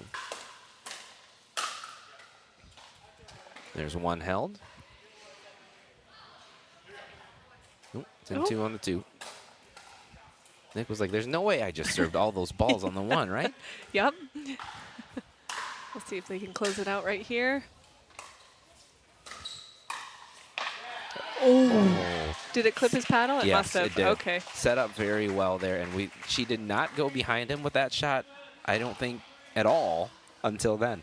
So yeah, waited for it. Right? Till match point. Yep. Game point, sorry. Waited for the right time, and we're going to a game 3 in the finals. I don't have anything to do tomorrow morning. Let's keep playing. Right? And here we go.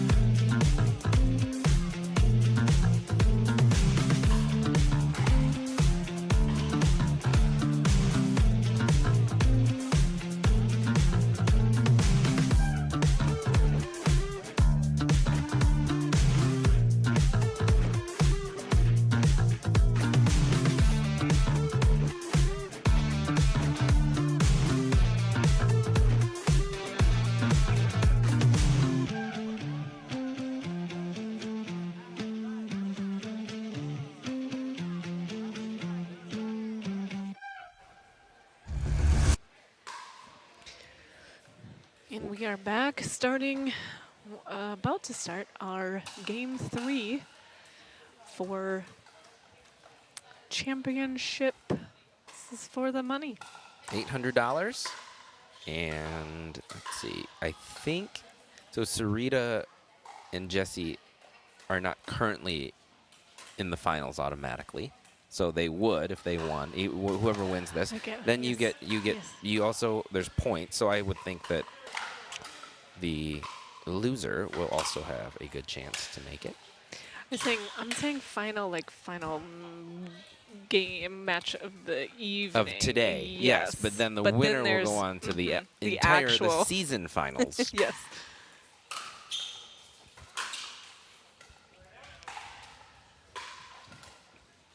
Man, when Casey can put that wicked backspin on his return of serves, that is hard to handle.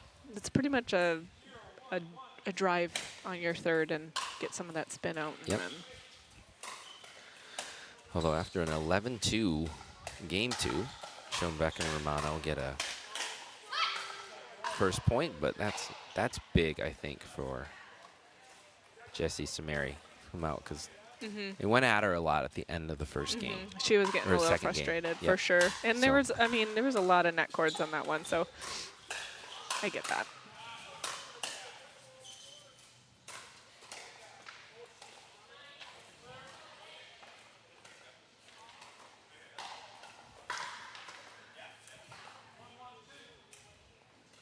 We are on a 1-1-2 here.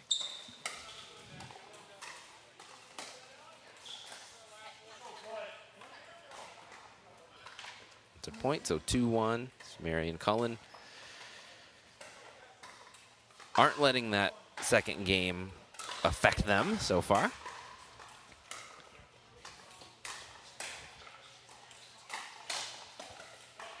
Just out.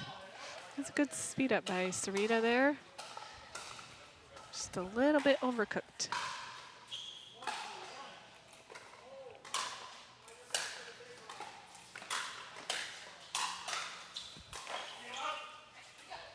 Yep. That's good talk there, because that's hard to leave. That's hard to leave that on the right side there. It's like a meatball. Yeah, right, coming over your forehand a little bit.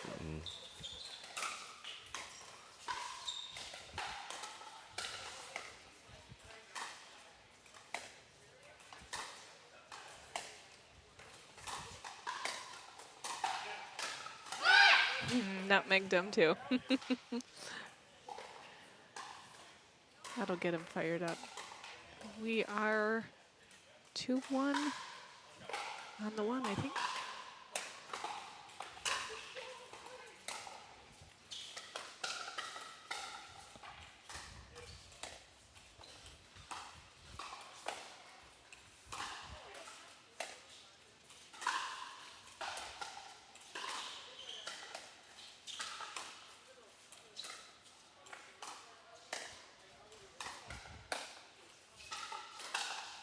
Oh, he found the middle, just missed it. Took something off of it, too. It looked like he did not hit that very hard at all. No, it didn't. It looked so casual.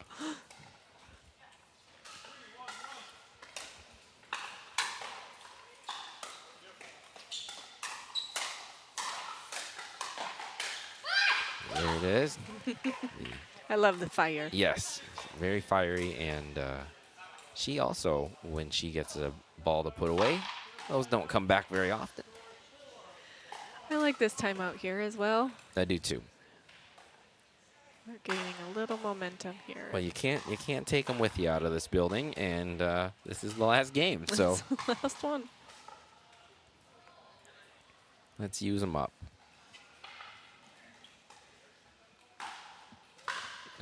Jessica, watching her hit that ball, I was like, she has to have played tennis, which she did. I think played she did, college yep. tennis, Mhm. coached college tennis. She was a coach as well? I Mhm. don't think I knew that one. Yep.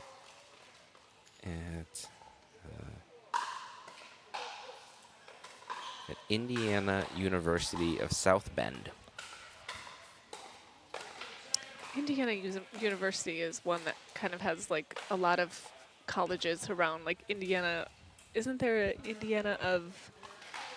There's like an IUPUI. Yeah. There's a lot of couple things like that. Played one singles as a freshman in high school. Won a state title.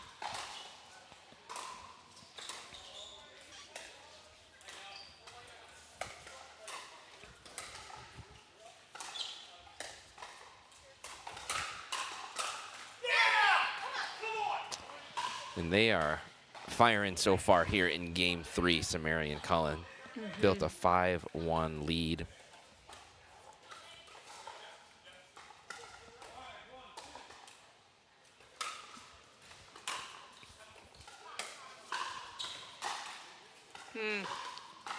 I like that attempt. I like that idea. Just a little miscalculated here. Well, all right, Coach, it's 6-1. We're on the flip. If you're talking to Schoenbeck and Romano, what are we discussing here? I would tell them, okay, so in my opinion, it seems like Jesse and Casey are putting a lot of pressure on them in dinking, and I would like to see them put some pressure back to them, which is hard to do when you're a little bit more on the defensive side.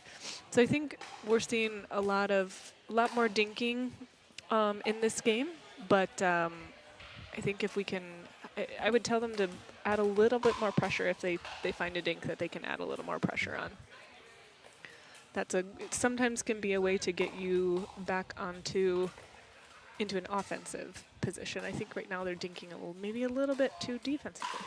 You can see that. And Casey and Jesse are willingly teeing off on anything that's attackable. Yes.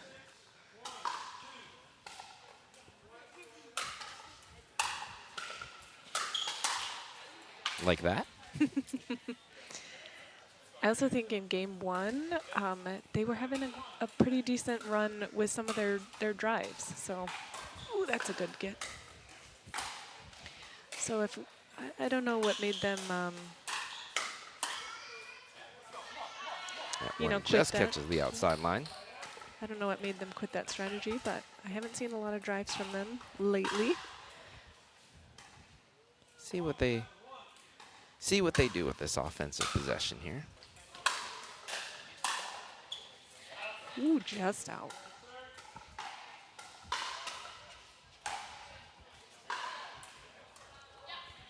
A couple of those balls that were falling in game 2, not for Sarita and Nick. You know, like that one goes in game 2. Nick's ball down the middle that he missed. And Jessie That's a did. quick side out. Yeah, Jessie did not know where to go, and she said stay, but Casey was so big that she didn't know what direction to go. They ended up putting that ball away, so that's good. I think in this game 3, the difference in a big difference in why it's a 7-1 lead right now has been Jessie's play. She's had a really good game 3. Speaking of mental toughness, that's a good good on her, right, to come off from that hard game in the middle there and come back just firing. And you know what? We talked about the mental side of tennis when you play one singles as a high school freshman and you're playing in state titles. I think you build a little of that. Yep. You probably already have it in order to be able to do that, Yeah. but it builds it further.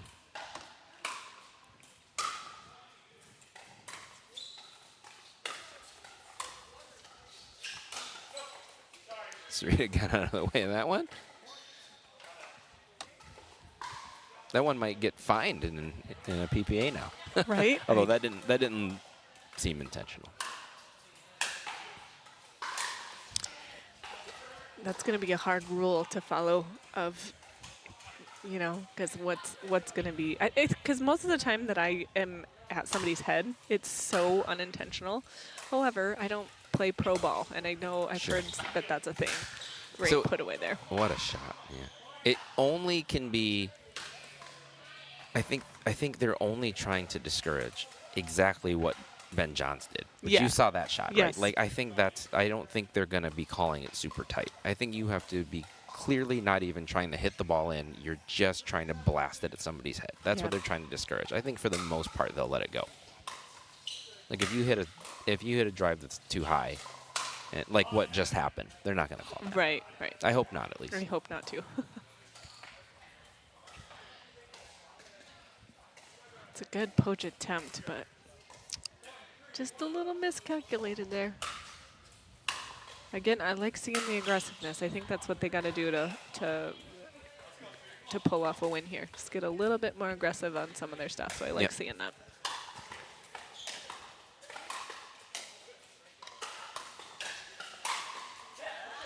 Great shot. Yes. Nick sets it up. Sarita knows what to do with that forehand. That one down the line. She is so accurate with that too. It hits the line so often. It's right on the line.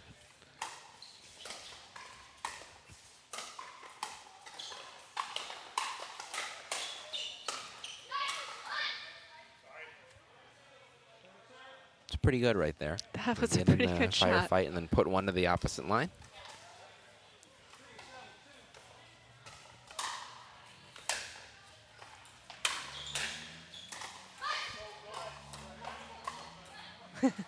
She's fired up. Yeah. Like it. She's turned it up, Yep. I think, in game 3.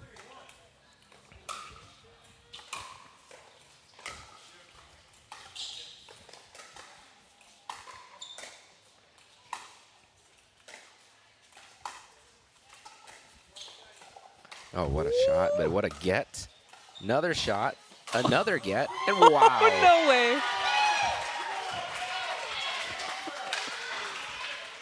Leave a little something in the tank for PPA, buddy. That was full sprint, tracked it, and almost ran into Bob. Look at that. That was such a good get, though. And then to get back to this one. Bob got out of the way. Yep.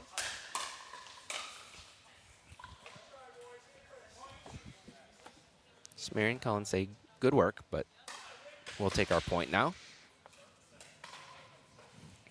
8-3. 3 points away from a championship.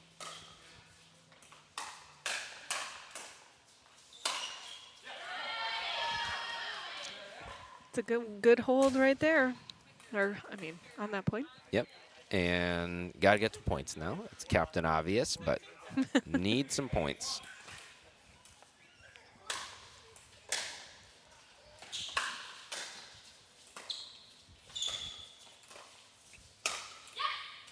It's a great angle right there. Good finish. He's really good with that backhand, getting the angle to the far line. A couple times tonight he hit some really tough angles. And that's a fast hold. 3 points away. Sumerian Cullen from tonight's championship.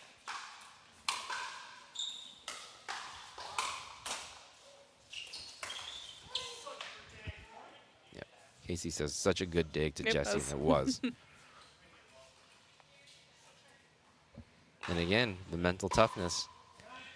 She didn't end game 2 well. Regrouped, came back, and I think is playing lights out in game 3. Even that reset and that dink back to back. Yep, perfect. Nice. Actually, I think that was set up a little bit by her. That dink that went behind Nick Yep. kind of started the little bit of chaos there. Sarita also hit a very tough kind of cutting dink right at her feet, and Jessie was able to put that back in the kitchen.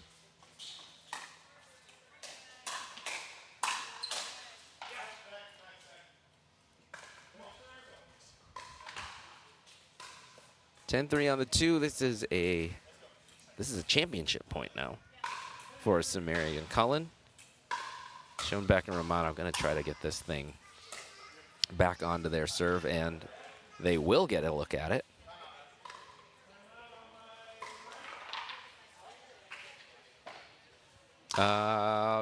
Nick and Sarita took an offensive timeout there, I think, to talk about it before this possession. I like it. Again, can't bring them out of the building with you.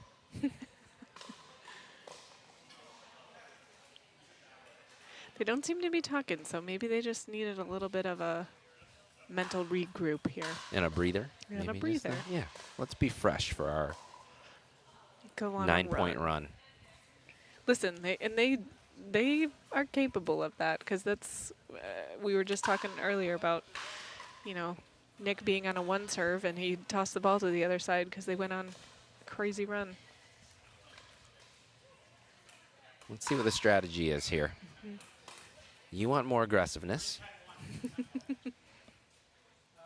See if they listen to Coach Jenna. It's also so easy to say up here. Of course, yes.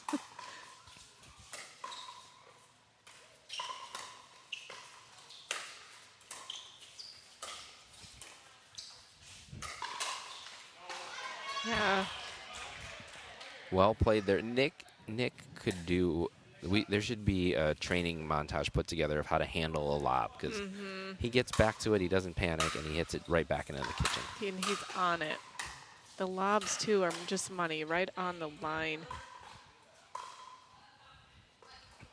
Yeah, I don't think Casey has missed a lob tonight. Very rare. Maybe once or twice. Yeah, I don't once. think, not I think very many. he missed one from the kitchen line earlier. Yep, so there's a drive. I like it, and Jessie hit it in the net, so I don't know. I think the aggressive stuff is working for them. Yep, there's another. He drove that from way back there, too, on a back pedal.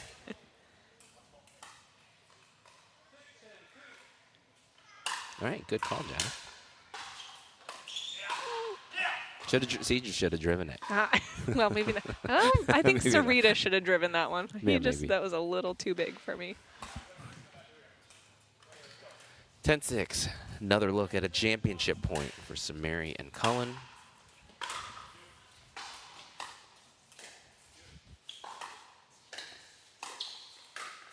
She tried to go behind Casey there, left it too high, and that is it for the tournament. What a tournament it was. What a last couple of matches we had here on center court. I was thoroughly entertained. Yes. Start to finish, but that's that. After a rough game 2, Samari and Cullen did a great job coming back. Talked about whatever they talked about. Casey drank whatever was in that can, and I would say Jessie really turned her game up on, in game 3. Yeah. And sometimes when you're in a funk, I think, especially when you're playing lower to middle level, you can kind of want to blast your way out of trouble. Mm-hmm. She played pickleball. Yes. And got herself back going. Yes, I agree. I think Casey was a very, very good supportive partner as well. Like usually he's a little bit chirpy, and I could see him being like, "Okay, focus. Like, my bad." You know, just saying all the things to kind of keep things calm and focused and cool, collected. Sure. And did take some fault for like that was a bad shot. I set you up badly. Yeah. Yep. Very well played from them, and Sarita and Nick also have nothing to be ashamed of. I mean, they were a point away from taking game 1 and would have finished that out. But we have our champions up here. Here we go. We're going to get them on the headsets. The best interview yet. Yeah, it's okay. We want the realness, so we want to hear you breathing hard. I would be concerned if you weren't breathing hard after that. So, heck of a match. Game 2, not the best, but you turn it around. What did you guys talk about in between 2 and 3? I was missing everything in game 2.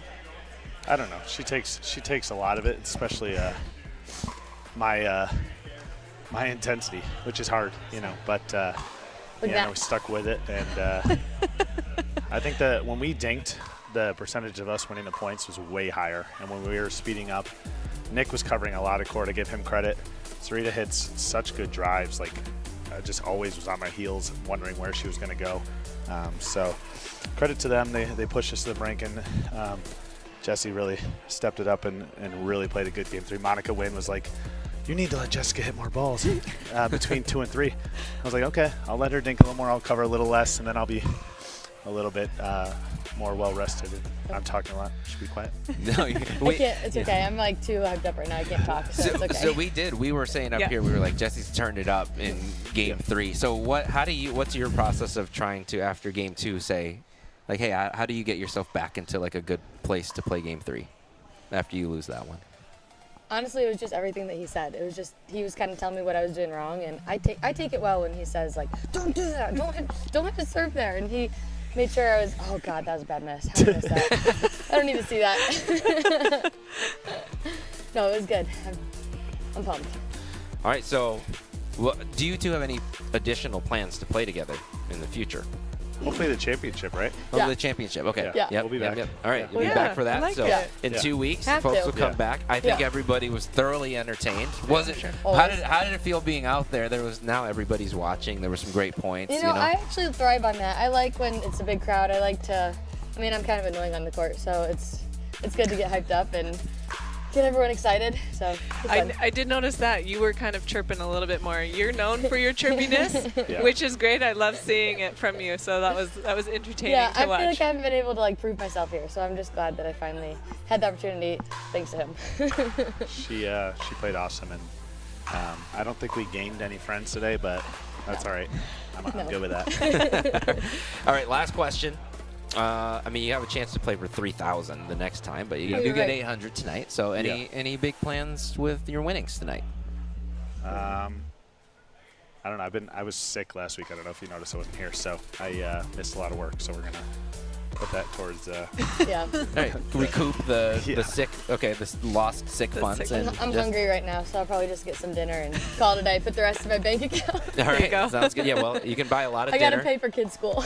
Oh, that too. Okay, yeah, that's a good answer. Well, congratulations. We'll see you back in 2 weeks. Super entertaining. If you were entertained by that, tune in 2 weeks for the absolute finals for $3,000, or come down here to All In Pickleball Gym to see them live. They need a cheering section. Maybe they don't. They played better without one. No, I tell all my friends we they don't need need to it. come. Yeah. My friends are watching on TV, so that counts. All right, super cool. Wave to them. Thank you to everybody for watching. Have a good night. We'll see you soon. Thank you. Thank you.